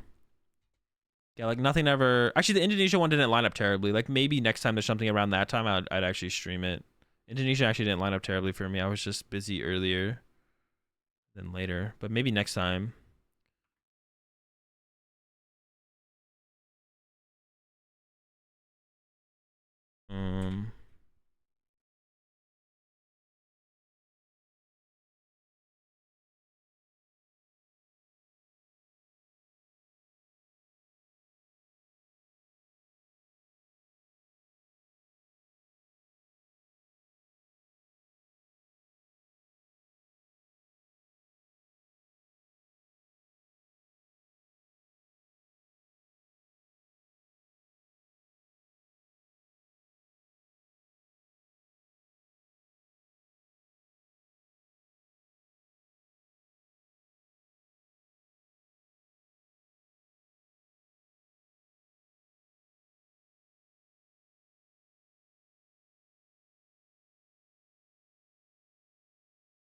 Who has whose deck right now? Picked up theirs. I just want to see if it cut or when they cut on this one.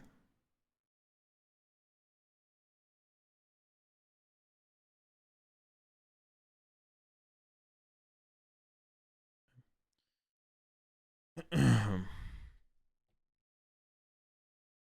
him shuffle his own deck. Oh, does something happen when he shuffles his own deck?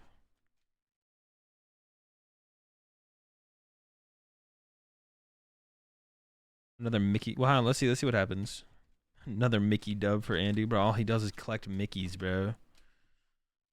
Got more mice than than Walt Disney.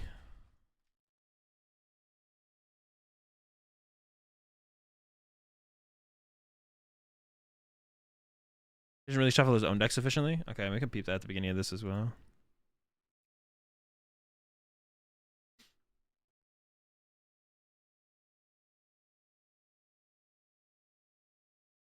I mean, he's shuffling fine. To me, this looks like fine shuffling from Eder. Yeah, Eder's shuffling fine here. This looks fine to me. I don't see anything.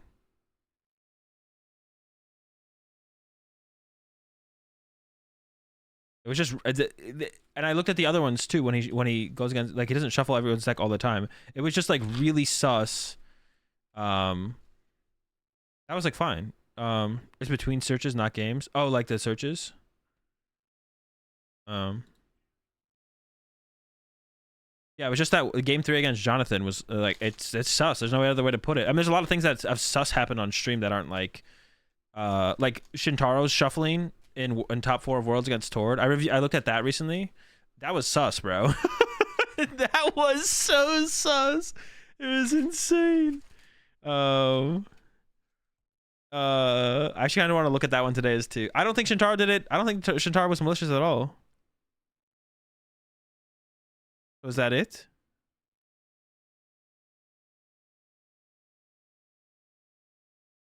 I think Eder is definitely trying to defend himself to Andrew right now, but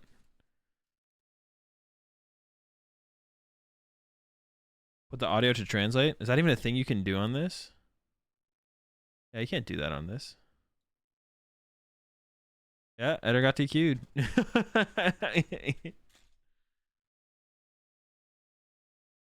You know why he got TQ'd?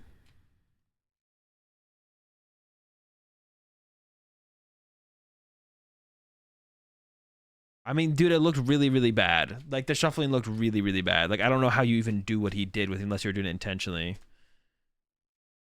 We could review it again, to be honest, if we want to. 5 DQ, that is wild. It's crazy, man. Detective Azul in the squad. It didn't, yeah, I mean, it looked hella sus. Like, I don't know how you do it unintentionally as well after, like, just try. I tried to. Watch my stream back. You watch your shuffle videos? Dude, what the fuck? Review make YouTube vid? I already did review it, though. We can review it again. Review it again. Let's peepo. Peepo that shit. Good content. Yeah, appreciate 31 months there. Arc Inspire. Be on my way to NIC to play Handlock Control. Happy 31st, Ratman.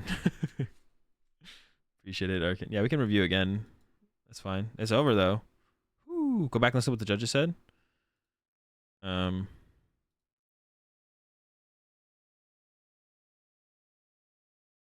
don't know where to find that though. If you give me the link to go back and listen to what the judges said, I'll go back and listen. I'll go if you give me the timestamp. But that's a lot to look through. I assume they're not talking in English very often or very much. All right, let's slow this down too. I forgot you could do this. Playback speed. Probably 0.5 is fine.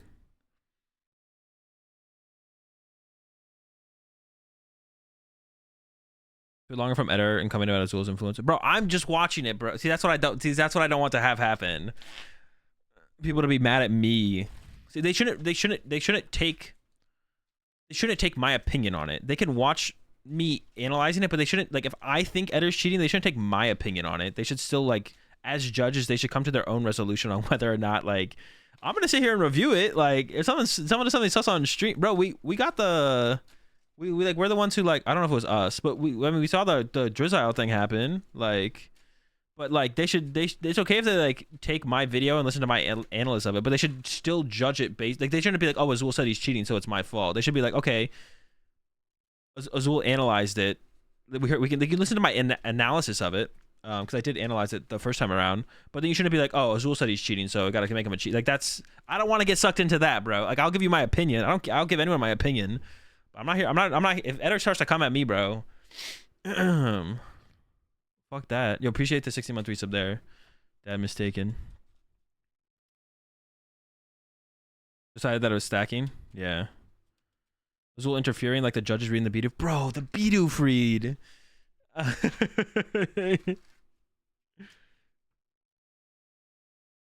Show them this video in the replies. Oh, yeah.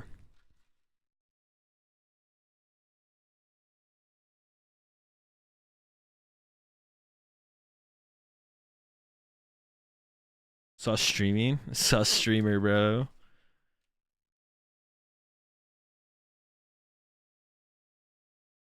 All right, let's review this real fast. We got it in 0.5 speed here. This was top 4 of the special event. Jonathan up against Eder. Oh, I missed it there. So what we're looking at here is Eder picking up and shuffling Jonathan's deck. They both just finished shuffling their own decks. They're each shuffling their own decks right here. Eder and then Jonathan now offer their decks to be cut or shuffled or tapped. You can pick. You can do one. I mean, you can't actually do all of them because if you tap, you can't cut or shuffle. And then Eder goes to shuffle Jonathan's deck. And the thing you'll notice here is the top card never changes. And then right there is the thing we're looking at more specifically here is this right here. So it's a shuffle. The top card not changing on the first shuffle is not a big deal because obviously there has to be a top card at, like, on the first shuffle, there has to be a top card. Okay, so the top card's there. And then this pull with the thumb from the front of the deck to the back of the deck, putting this card on top of the deck is a big deal. That's the big deal here. We see that pull from the front of the deck to the back of the deck, one card pull with the thumb. That's just not something that naturally happens while you mass shuffle. When you're mass shuffling, you're not pulling one card from the front of the deck to the back of the deck. Okay, and then from here, each shuffle after this, the top card never changes. So what is assumed is happening here is Eder is taking cards that Eder think is best for Jonathan to draw on the first turn of the game to give Eder an advantage, are being pulled from the bottom of the deck when they come up on the bottom of the deck to the top. There's another pull with the thumb. Once again, another card was moved to the top of the deck. The top cards of the deck have not changed. Right here, once again, the top cards are still the same top cards. Goes through another shuffle. Goes through another shuffle. And we can see here, Eder is looking down towards the bottom left here, like looking this direction down, which is presumably where Eder can see Jonathan's deck. And then sometimes Eder will look up and as if they're looking at Jonathan. So they're definitely changing where they're looking throughout the shuffling process. That's definitely happening. Whether or not they're looking at their Jonathan's deck is kind of the question. The bottom deck is changing occasionally too. Yeah, the bottom card of the deck is changing. Here we go again. Top card does not change. And then this pull here, it looks like one card being pulled from the bottom to the top. So if the bottom card changes, it becomes a bad card that Jonathan wouldn't want. So then Eder wants Jonathan to draw bad cards. Eder's putting the bad card from the bottom of the deck on top of the deck and then not changing the top card of the deck. Now, this is all relevant. Now, I know someone in chat's going to already say, they already have it typing, bro. They've been fiending to type this all day. They're like, oh my God, Azul's talking about someone cheating. I have to say this. You can shuffle or cut your opponent's deck. You can do it. You can cut or shuffle your opponent's deck. We know. We get it. It doesn't matter. The point is that Eder is potentially cheating here, and that's what we're talking about. Yes, obviously, Jonathan could have cut. Actually, you can't shuffle the deck if your opponent shuffles the deck. Yes, obviously, Jonathan could have cut the deck back after Eder was done. We get it. We know. Congratulations. You got your comment in there. All right, back to the the shuffle at hand. Once again, Eder shuffles again. Top card doesn't change. There's again, once again, pulling with the thumb, the bottom card of the deck to the top card of the deck. We'll see how many time it's gone. Once again, a shuffle. The top card does not change once again. Here we go. We're still going. Here we go. And then, boom. Okay, Eder passes it to Jonathan. I don't know how many cards are stacked on top of the deck there. It was like 4 or 5. Once again, the top card never changed once those cards started being stacked on top of the deck. Actually, the top card of the deck didn't change a single time during Eder shuffling Jonathan's deck. Passes the deck back to Jonathan. Goes for the fist bump. Jonathan does not. Now, whether or not this fist bump is like a distraction from stopping Jonathan to think about cutting their own deck back after Eder shuffled it. Because if your opponent shuffles your deck, so when you offer your opponent to interact with after you shuffle your own deck, they can tap, cut, or shuffle. Eder chose to shuffle the deck. At that point, if your opponent chooses to shuffle, you may cut your own deck back. You may cut your own deck back if your opponent chooses to shuffle the deck. If they cut or tap, you can't interact with your deck anymore. Eder, this fist bump could be a distraction tactic to make Jonathan not think as much about cutting their own deck. Because it's like, oh, I might go cut my deck. Jonathan's like, oh, I might go cut my deck. And then Eder's like, okay, fist bump. And Jonathan's like, all right, fist bump. And then it's like, all right, let's set up for game. Who knows? It might just be a natural fist bump. Who knows? That was like less relevant. And then Jonathan goes to draw the cards. Now it's really hard to tell what cards Jonathan draws here. We're going to try and see them. I do have it in 0.5 speed because Jonathan draws and lays them out as 7 and then immediately flips through them in reverse. So the front card, theoretically right now, these front 3, or I don't know how many it was. I think it was like 4 or 5 cards that Eder seemed to have stacked on top of Jonathan's deck. So these 4 cards in the front here are theoretically the cards that Eder had set on top. Now, but Jonathan's going to flip through their hand one at a time. So all the ones in the back are now going to become the cards. So the initial flip, we can't really tell. I can't see what any of these are. And then we see them all flip around to the front, and we're seeing Manaphy. Okay, we actually see all of them. Manaphy, Mirage Gate, Tina V-Star, Sinnoh. So possibly, if those are the 5, none of those cards are good to start with as Jonathan in this matchup. Like, you don't want to start with any of these cards in your hand. A Sinnoh could, like, be arguably good. So these are all pretty bad cards to start with in the matchup. And, yeah, you did still open a basic Pokemon, so a mulligan's not happening, I guess. So these are the... I don't know if it was 4 or 5. Maybe someone in chat can confirm how many it was that Eder seemed to have stacked to the top of the deck. But none of these cards are good to open up with. All these cards suck to open up with. You want Comfeys, Battle VIP passes, Nest Balls, Couple Energy, Greninja, Colress. Like, these are not good cards to have in your open hand. So these are all bad cards. So this further kind of pushes along the suspicion that Eder is maybe doing something fishy here. So we're forced with the Manaphy start here from Torres, or Jonathan, excuse me. And yeah, and it has a pretty slow start from there for the beginning of the game, to be honest. Like, the start was pretty slow. That's it. That is the suspicious shuffling of Eder. It looks really bad. Once again, I don't want to call anyone just a blatant cheater off the rip or anything, but it looks really bad. And Eder, of course, did just get DQ'd from the event. So Eder was DQ'd for this exact interaction that just went out. This exact scenario that just happened, Eder was just DQ'd for. So I mean, it looks bad. Like, that's not how you naturally shuffle a deck. What Eder was doing there, that's just not a natural shuffle at all. Like, it's hard to say it wasn't intentional cheating. So, yeah, at the very least, hella sus. That's for sure.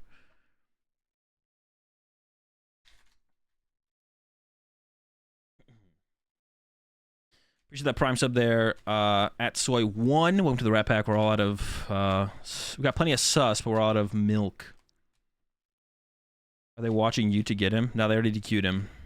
You see if Eder shuffles his own deck the same way? I didn't look through all of it, to be honest, Tommy. Someone else will do that, to be honest. Do we want to go further investigation? We can investigate a little bit further.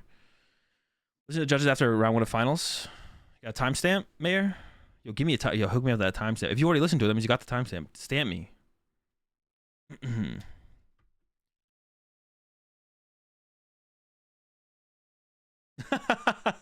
Lee just tweeted out DDQ win at Bogota.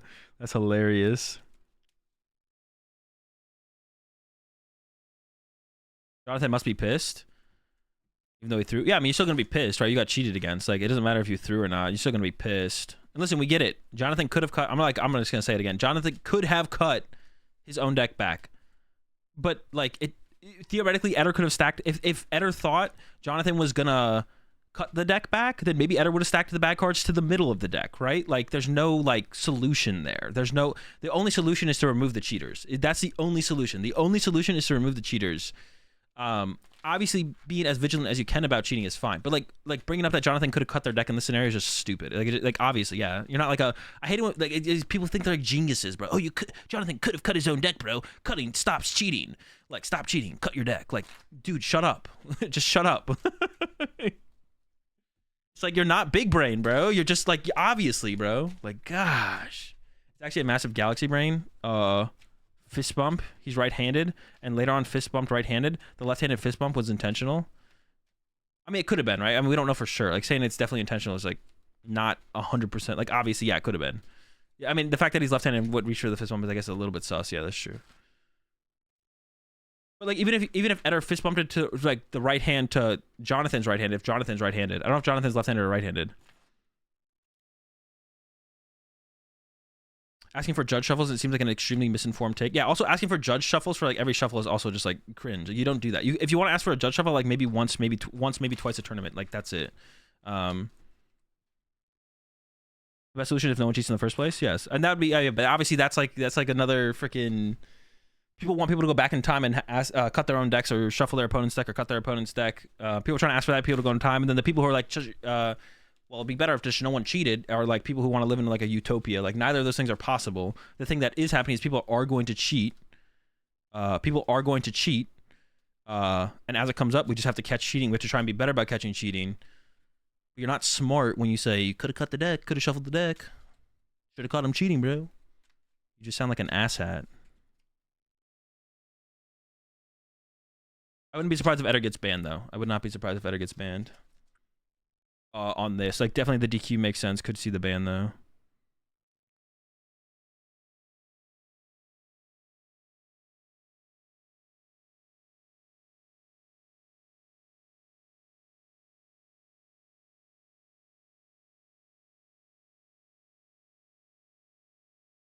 What is the official term of what Eder was doing? Is that mana weaving? What is that? What was Eder doing for someone who plays other games and they have a term for it? Because they actually. The cheating's rampant in every game except the PokemonTCG. I know, I'm just joking. It's just a meme.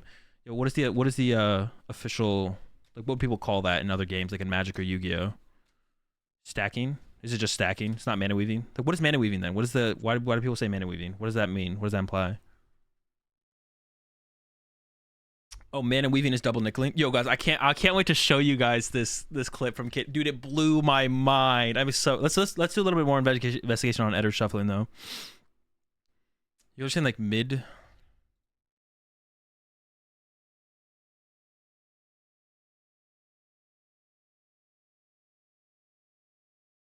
Dude, I'm so excited. This clip blew my mind when I watched it earlier. What's mana weaving? Like, you know, like basket weaving, but you do that with like, you know, like mana in like video games, like the energy mana. Like, you do it with that instead. I mean, I don't want to watch every single one of Eder's mid-game shuffles. I mean, this like seems fine. The top card is. I My top card will change on the cut here. I mean, it's like okay. It's like 4. I mean, it's not great. I can take a set of like. If anyone has a specific timestamp they want me to look at specifically, I'll go to a specific timestamp. Like if someone said they wanted me to listen to the casters, but if they hit me with a timestamp, I can look at it. Someone said at the beginning of after game 1, right?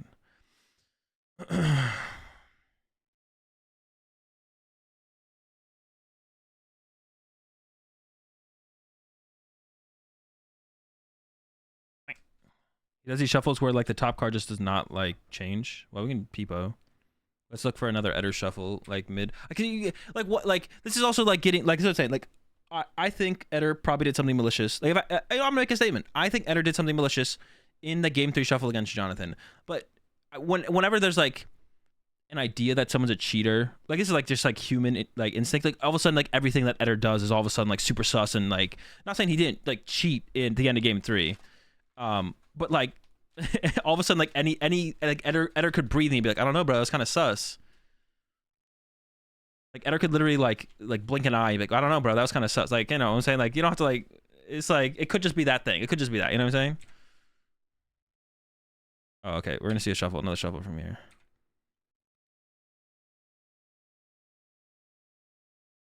Let's see.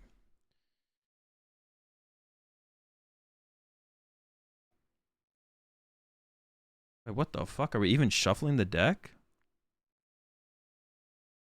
Dude, people need to learn how to fucking shuffle, man. It's tilting. I'm getting tilted. A riffle? A mash?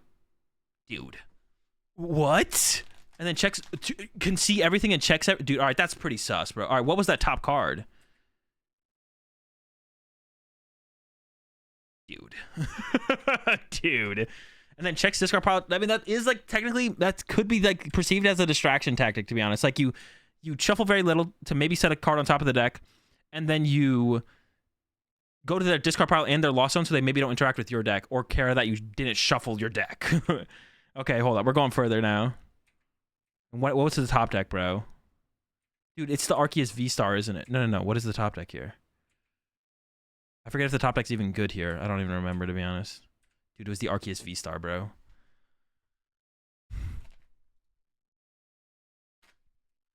Dude, he didn't shuffle his deck out. Dude, all right, this is sus too, bro. No, this is sus. He didn't shuffle, bro.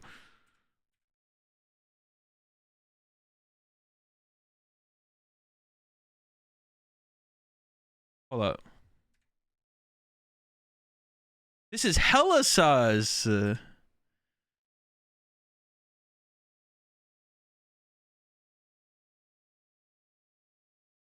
Attach active. Trinity charge. Like him reading Trinity charge or whatever. I don't think that's a... You can use the period and comma to move out 1 frame at a time. Oh, so I can like actually see the... I didn't know that was a thing. Am I at 0.5 right now? You can use the period and comma to move 1 frame at a time? Oh, yeah. Let's get it, bro. Some slow mode action. All right, hold up. We got to go play first. Yo, appreciate that. 31 months there, Bob. Oh, 34 months. I'm sorry. Appreciate it. Okay, so he checks the deck. I mean, and then you see... So, triple... Does he even see the top card of the deck here, though? There's the triple lightning. Oh, he doesn't even see the top card of the deck, though. I don't know. Does he even see the top card of the deck? Like, how would he even know that it's professional Pokemon investigator? It feels like that. Oh, we do Nest Ball for the Pikachu first, though. Hold up. Oh, dude, he literally stacks it right there. Dude, fuck this guy, bro. No way. That's insane. This guy's next level with it. All right, we're getting to it again. Here we go. Nest Ball.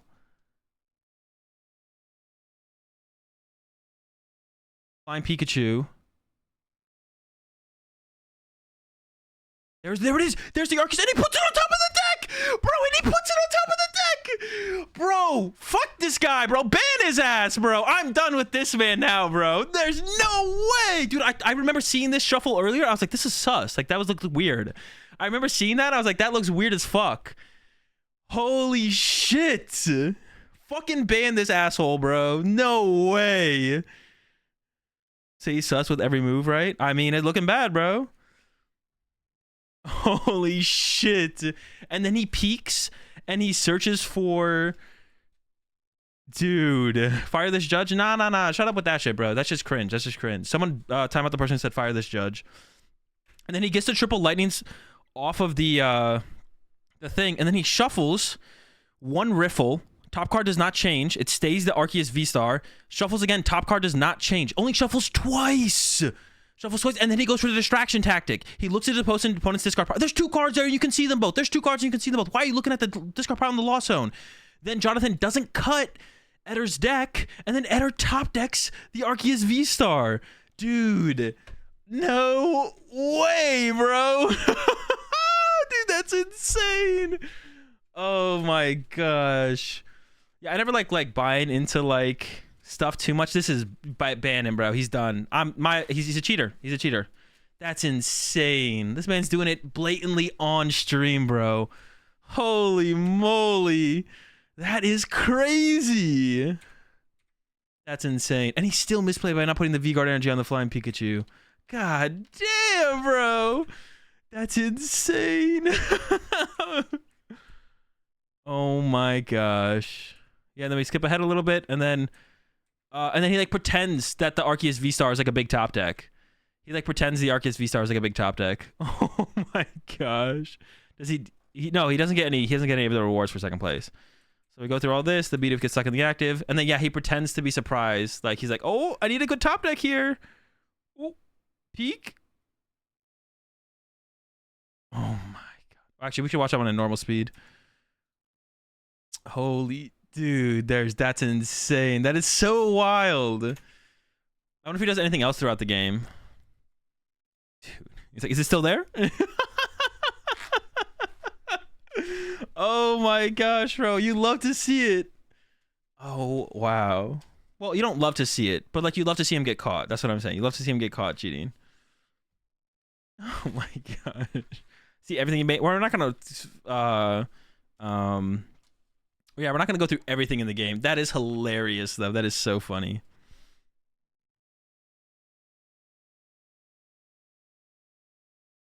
That is so funny, dude. Oh my gosh. We don't need to see any more, honestly. Yeah, we don't need to see any more. That was enough. This was perfect. That was the perfect amount.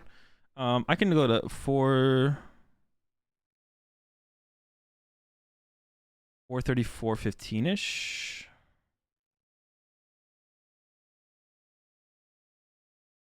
Okay.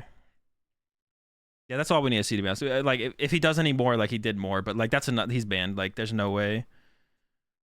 434... 15-ish. Okay. What did I click on? Oh, I clicked on the wrong scene. That's so funny, bro. I'm not gonna lie. I've heard. I didn't want to say this because, like, once again, I don't like. Everyone wants to call everyone a cheater. Everyone wants to be a cheater. So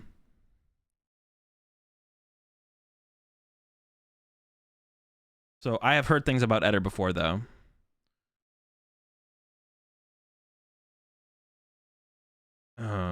I'd heard things about Eddar before, but I didn't want to like. I don't want to like. I didn't want to like. Because you hear a lot of things about a lot of players, but I don't. I like the players that some people think cheat. Like I don't think cheat. I didn't want to think Eddar was a cheater until this moment. So I don't like to like feed into like the drama and rumors and all that bullshit. But I had heard things about Eddar before, but I didn't want to like say anything, like because it's like until we get proof, then like that's like fine. But that is hilarious. That is just so funny. Oh my gosh, dude. Like how do you, why would you ever cheat on stream, bro? Like that's like, I mean, like I'm glad we caught him, right? I'm glad he got caught cheating, but it's like that blows my mind. How do you like go through the process of first thinking it's fine to cheat and then cheating and then being like and then you do it on stream? Thought he was slick, bro. Can't get anything past the Rat Pack though. We got him. Why we didn't catch him? Someone else caught him, but shout out to Diego. I don't know if it was Diego specifically who got the clip or if someone showed it to Diego and Diego was like, what the fuck is going on here? But that's so funny. Love it.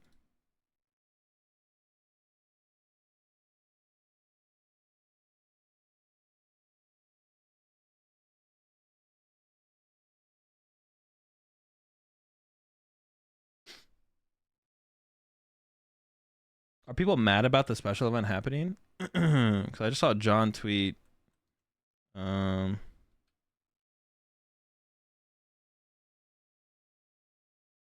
just saw John tweet something. Are people mad about like the special event points thing happening or something?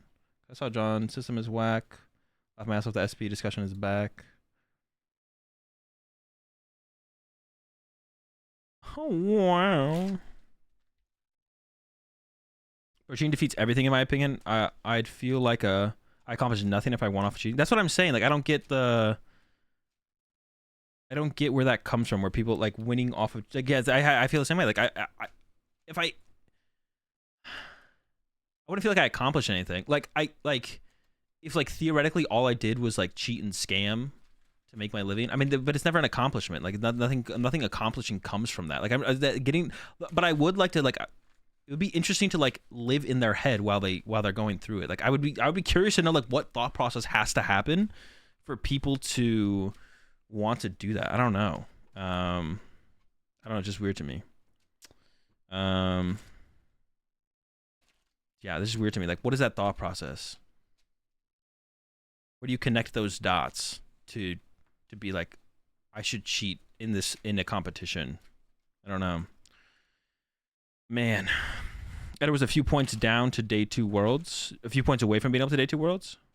Can I get a DQ on what's happening? Eder cheated on stream by stacking their own deck and stacking their opponent's deck. Because we went back and rewatched a sequence on their turn, and they stacked their own deck in a sequence as well. So he cheated in top 8 twice. He cheated in top 8 twice. Stacked his opponent's deck going into game 3, and stacked his own deck in game 2. And it was like, it's just bad, man. It looks bad. It looks blatant. Like there's no going back on this one. Yeah, it's bad. It's bad, man. Well, someone said they wanted me to listen to this part.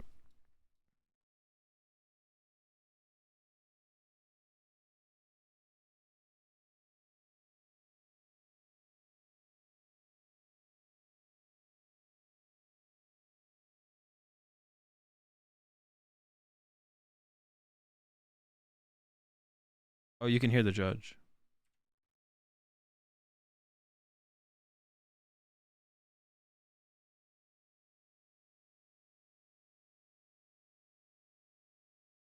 They said my name, bro.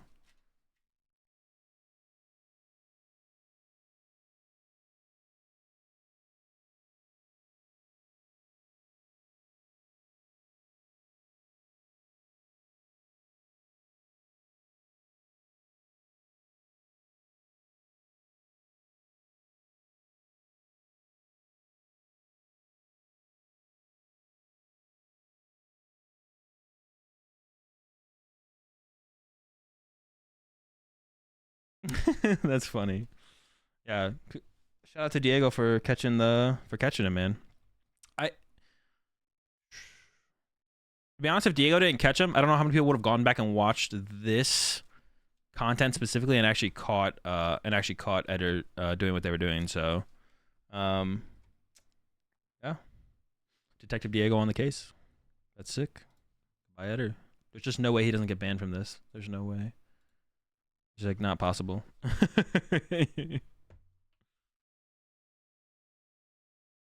Yeah, he stacked his own deck and then he stacked his opponent's deck.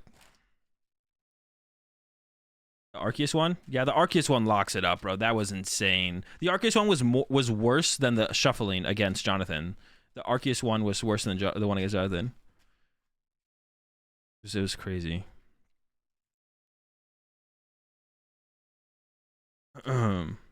What are we watching tonight? I don't know anymore, to be honest. I gotta go to the gym at some point. I gotta eat something, man. I gotta eat some freaking food. Sheesh. He doesn't even give the deck to the opponent to shuffle. Yeah, he doesn't really give the deck to the opponent. He puts it kind of. He doesn't like. He doesn't offer it to the opponent. Like when you're done shuffling your deck, you don't put it back right where your deck is supposed to go while you're playing throughout the game. You like offer it towards your opponent, and then either they accept and they interact with it, or they choose to not interact with it and be like, "Nah, you're good. Just go ahead and I'll tap." That's my max deadlift. I don't deadlift. Can you replay when he talks about him cheating so I can see his reaction? No. Didn't you show the Shintaro Shuffle at Worlds? I did want to show the Shintaro. The Shintaro Shuffle was bad, bro. Holy moly. I didn't know it was so bad. I don't think Shintaro was cheating. I don't think Shintaro was doing anything malicious, but it was bad.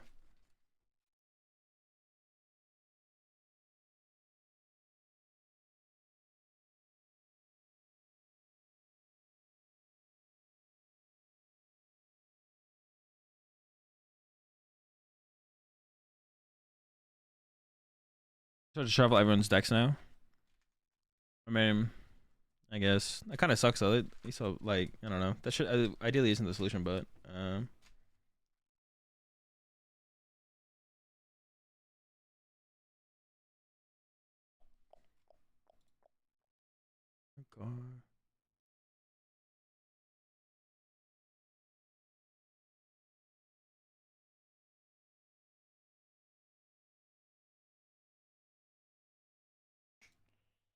All right, chat, I need to go find some food real fast. Once I find some food, we can. There's a couple. While we're on like the train of watching cheating, I just got some other stuff I wanna look at that I've looked at before. It's hilarious.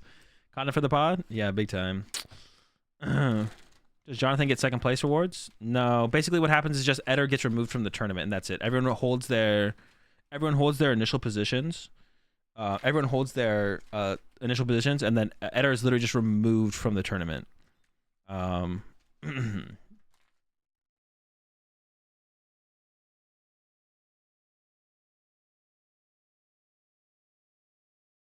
so like nothing changes. Jonathan gets second. Oh, maybe I'm. Oh, wait, the tournament wasn't finalized, so maybe I am wrong, to be honest. Oh, no, I am wrong. Everyone should get bumped up one spot. It depends how finalized the tournament is. No, I'm wrong. The example I was thinking of in my head was Worlds when Robin won, but that wasn't finalized until way after. So no, everyone should get bumped up. Yeah, everyone gets bumped up. I'm wrong on that, actually. Yeah,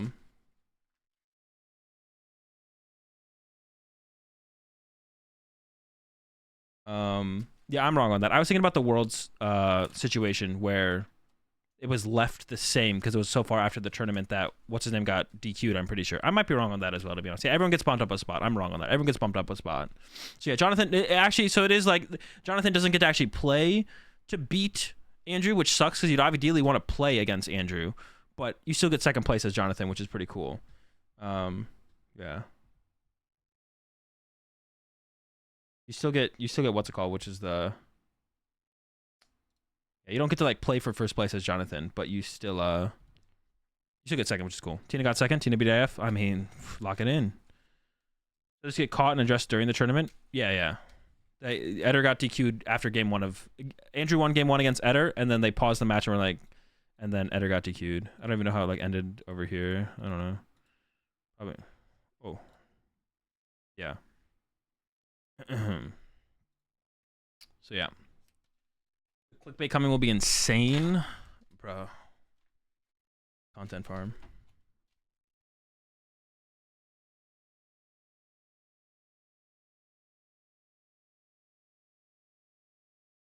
They're talking about Jonathan, who someone mentioned stacking because Jonathan shuffle was worse us. I mean, Jonathan didn't shuffle. I didn't watch. Look, I didn't look at. I did see people saying that in chat. I didn't look at Jonathan's shuffles at all. I looked at them at like not at all. I did not look at Jonathan's. He opened his DM saying he got caught. Is this guy banned forever? Maybe. He's been DQ'd at a previous event, I'm pretty sure, before. This is probably it for Eder. Like, he's been DQ'd at a previous event before. I don't know what the other DQ was for. But if it was anything to do with them thinking he cheated, and this is it for. Usually I am a advocate for second chances. Just depend on the age of the person to an extent. I'm usually an advocate for second chances personally. But I mean, if you've been DQ'd before for he's been DQ'd before, I'm pretty sure. If it was for suspicious of cheating, then this should just be a permaban, to be honest. This should just end up being a permaban. You should never be able to come back to play. But like, I mean, like if a senior or junior fucks up on stream and does something, like even if it was malicious, they should probably get banned for a little bit of time. But like, if it, like, you know, I'm a big advocate for second chances overall in life. But in this kind of situation, Eder probably should just get the perma for sure. I was in this tournament and some pro players come with this type of behavior, rule sharking, etc. Yeah. We just need to find the team that he's into and show them. Dude, they know. Don't worry, Alex. They know. Don't worry. Everybody knows that Eder cheated at the Bogota special event. You don't have to worry about that. Everybody knows. This is, yeah, it's pretty cooked from here. He's no longer, I mean, even if he's if he somehow doesn't get banned, like there's no way the team will keep him or whatever. I think he's on the Brave Birds, Latin America team. So yeah, I need to go get some food. I'm really hungry. I need to get some food because right after the stream I'm gonna go to the gym. But there's like a couple clips I want to take a look at while we're on the topic of cheating so much. But yeah, I'll be right back and then take a look at those. And then I gotta go to the gym. Bogota. Can we just call it like Bogo? So Andrew technically doesn't get to finish the finals match? No, it just ends. Andrew just wins. If Mom was in the stream when it first started, so they all know. Wait, was Pablo at this tournament? I'll be back.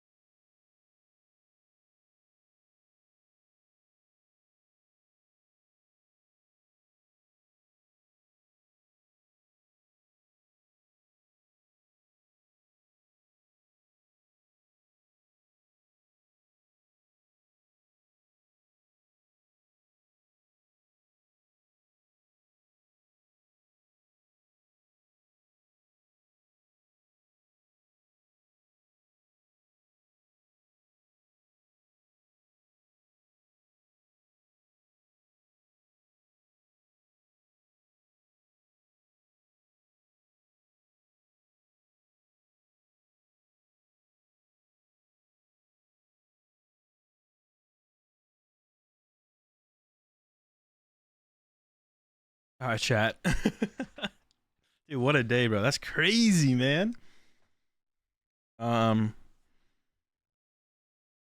What a day, chat. It's been quite a day. This is not what I almost didn't even stream. That's actually so funny. I almost didn't even stream this, but the top cut was coming around, and I was like, I might as well stream the top cut, right? Like, might as well stream the top cut. Okay, this is the other thing, though. I thought was pretty funny. Hang on, there's another one, too.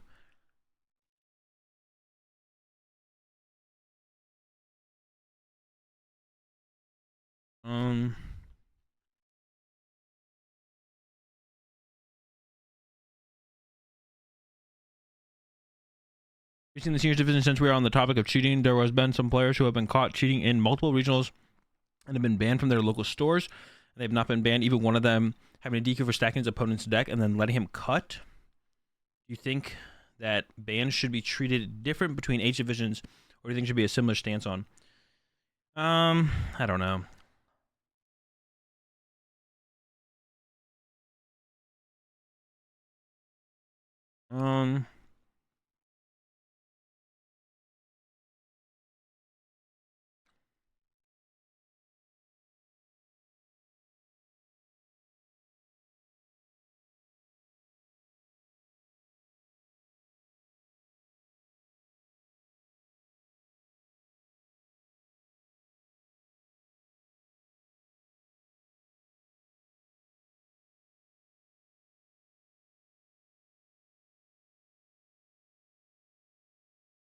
I don't know. What? Oh, well, I'm hungry, man, dude. Jeez. I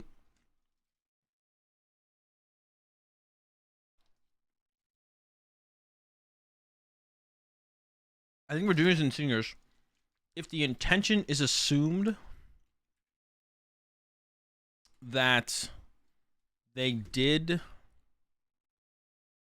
if the intention is assumed that they did, the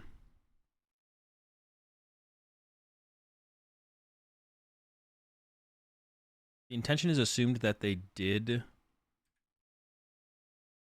cheat. If it is assumed that there was intent, then I think the junior and senior should be banned. Yeah, maybe you start with like a 3-month ban.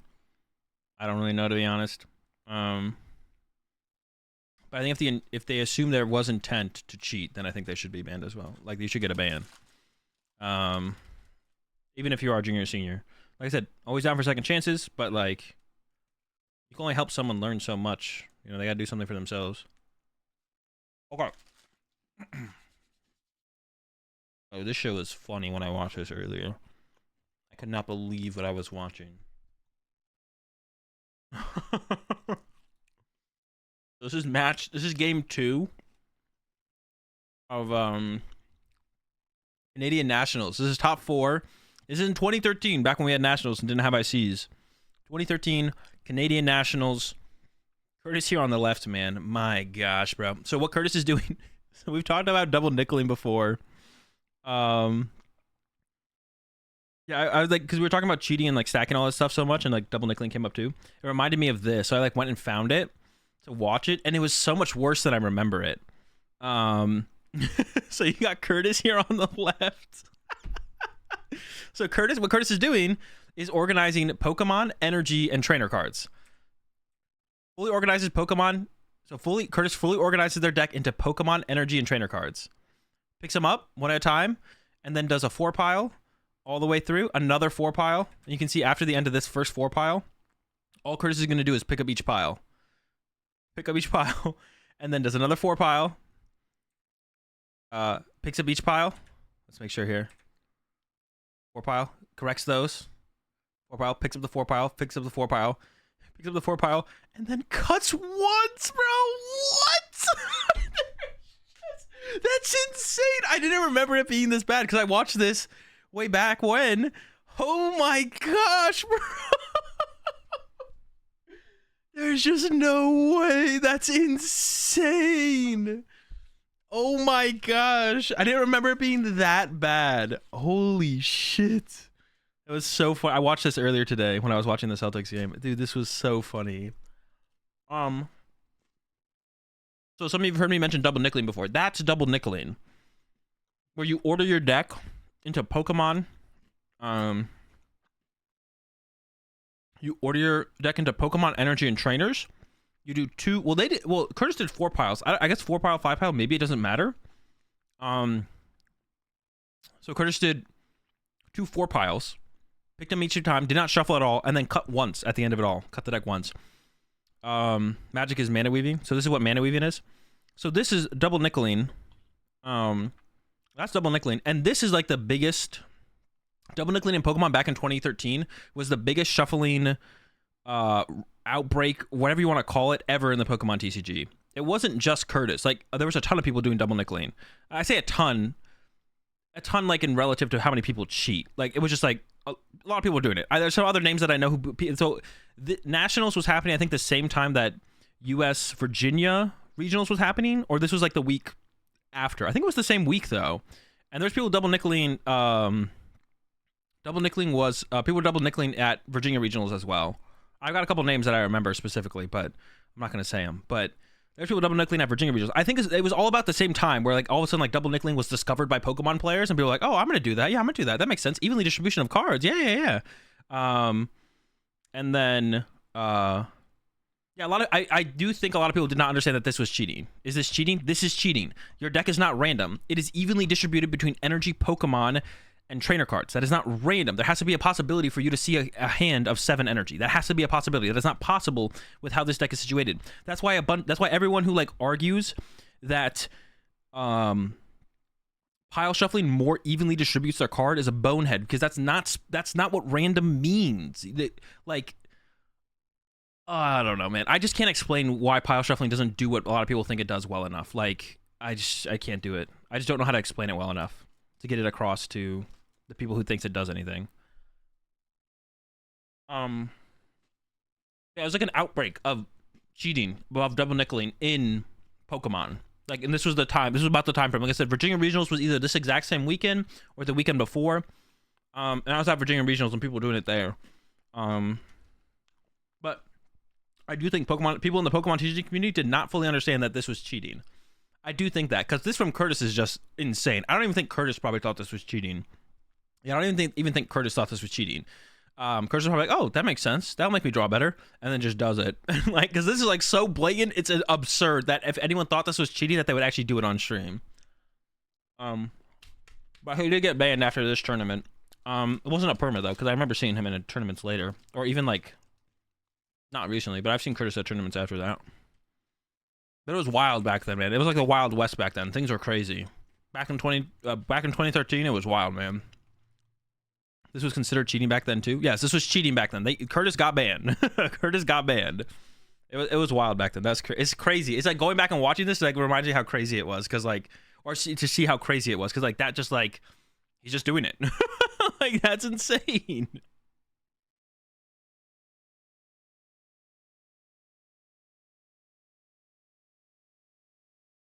Pile shuffling is fine if we put each card in a random pile. No, it's not. Pile shuffling is not fine. It just isn't. It's not a discussion. You saying I think it's fine makes it think like this is not an opinion, guys. That's like the biggest thing. People think I have the opinion that pile shuffling doesn't make your deck random. This is not an opinion. This is like fact. It's like not an opinion. It's not an opinion piece. Your opinion is just wrong. You are trying to have an opinion on pile shuffling, but it's impossible to have an opinion on a fact. This is not a thing. If you want a pile shuffle to count your deck, that's fine. I don't care. Don't pile shuffle in between games, though. That's cringe. You're wasting time. And I used to do it. I used to pile shuffle. I was cringe back then. I was hella cringe. Here we go again.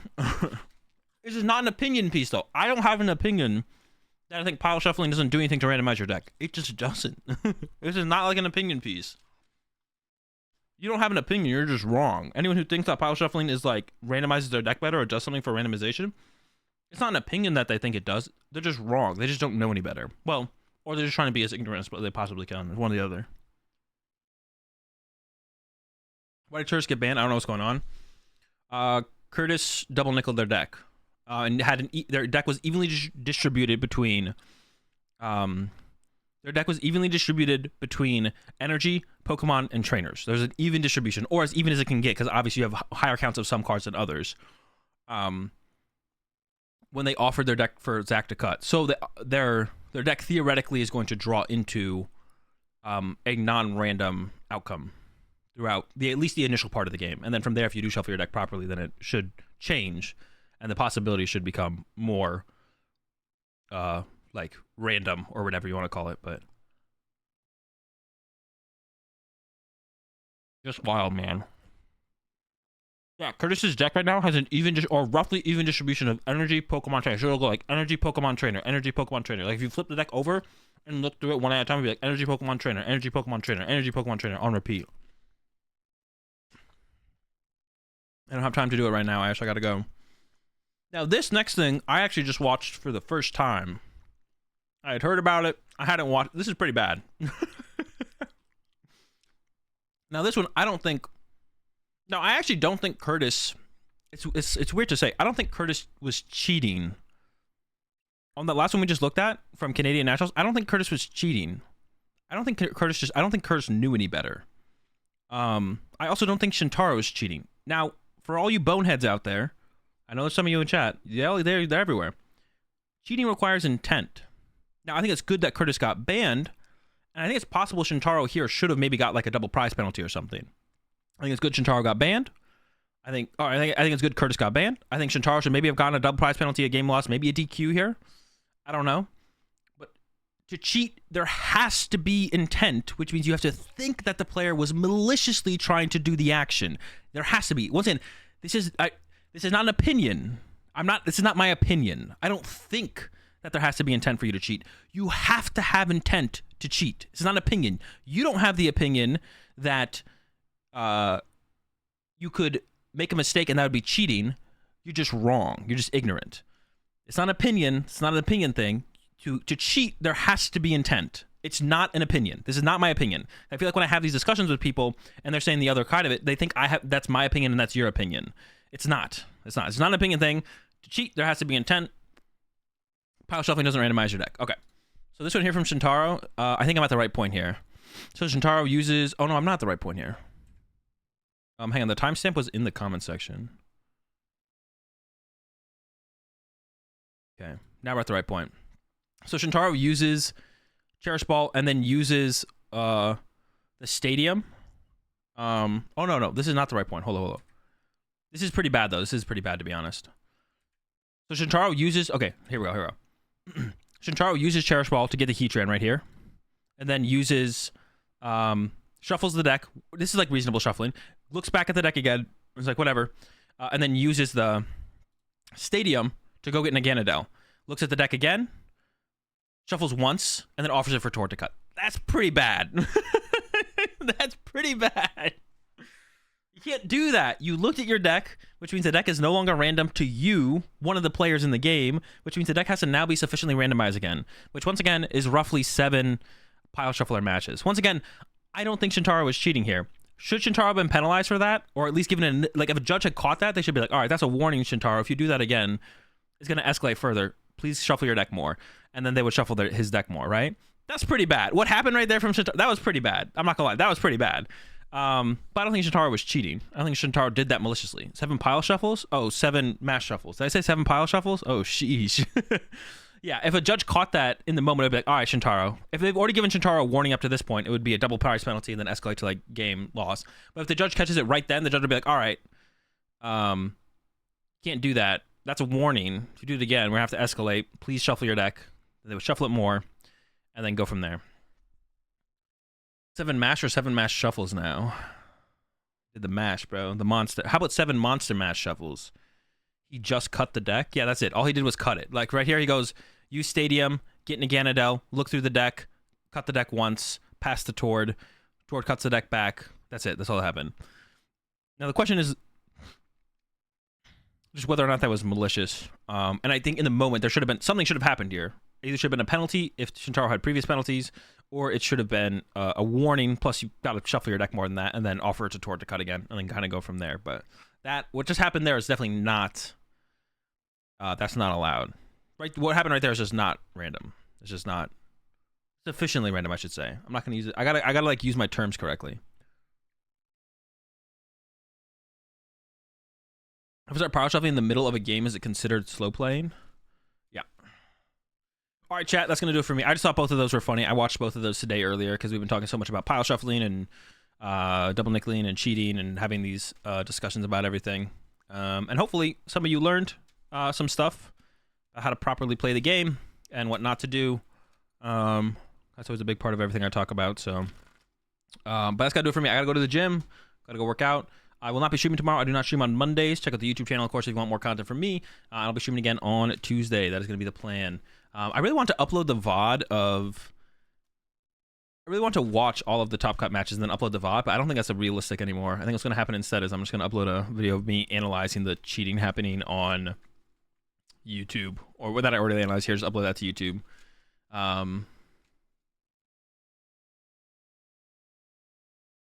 Yeah. Wild stuff, man. Do I like lasagna? Dude, lasagna is so good. Might be my favorite like pasta dish. There's some good ones out there, but lasagna might be like my favorite. It's not like a pasta thing. It's like a better be leg day. No, it's upper body today. I'll do legs on Tuesday probably. Yeah, I'll have a video up tonight. Maybe even like before I even go to the gym, I might cut it up and upload it, to be honest. So it'll be on the YouTube. If not tonight, then tomorrow morning early. I'll have the whole thing up on the YouTube. Cut up from the stream, so check that out. Wild day, chat. Have a good one. Let's go find someone to raid. Is anyone on? Does anyone play PokemonTCG live? Who would want to stream that anyways, right? Wild stuff. I'm just gonna let you guys go off into the abyss. Have a good one, chat. Catch you on Tuesday. Peace. Yeah, check out the YouTube channel.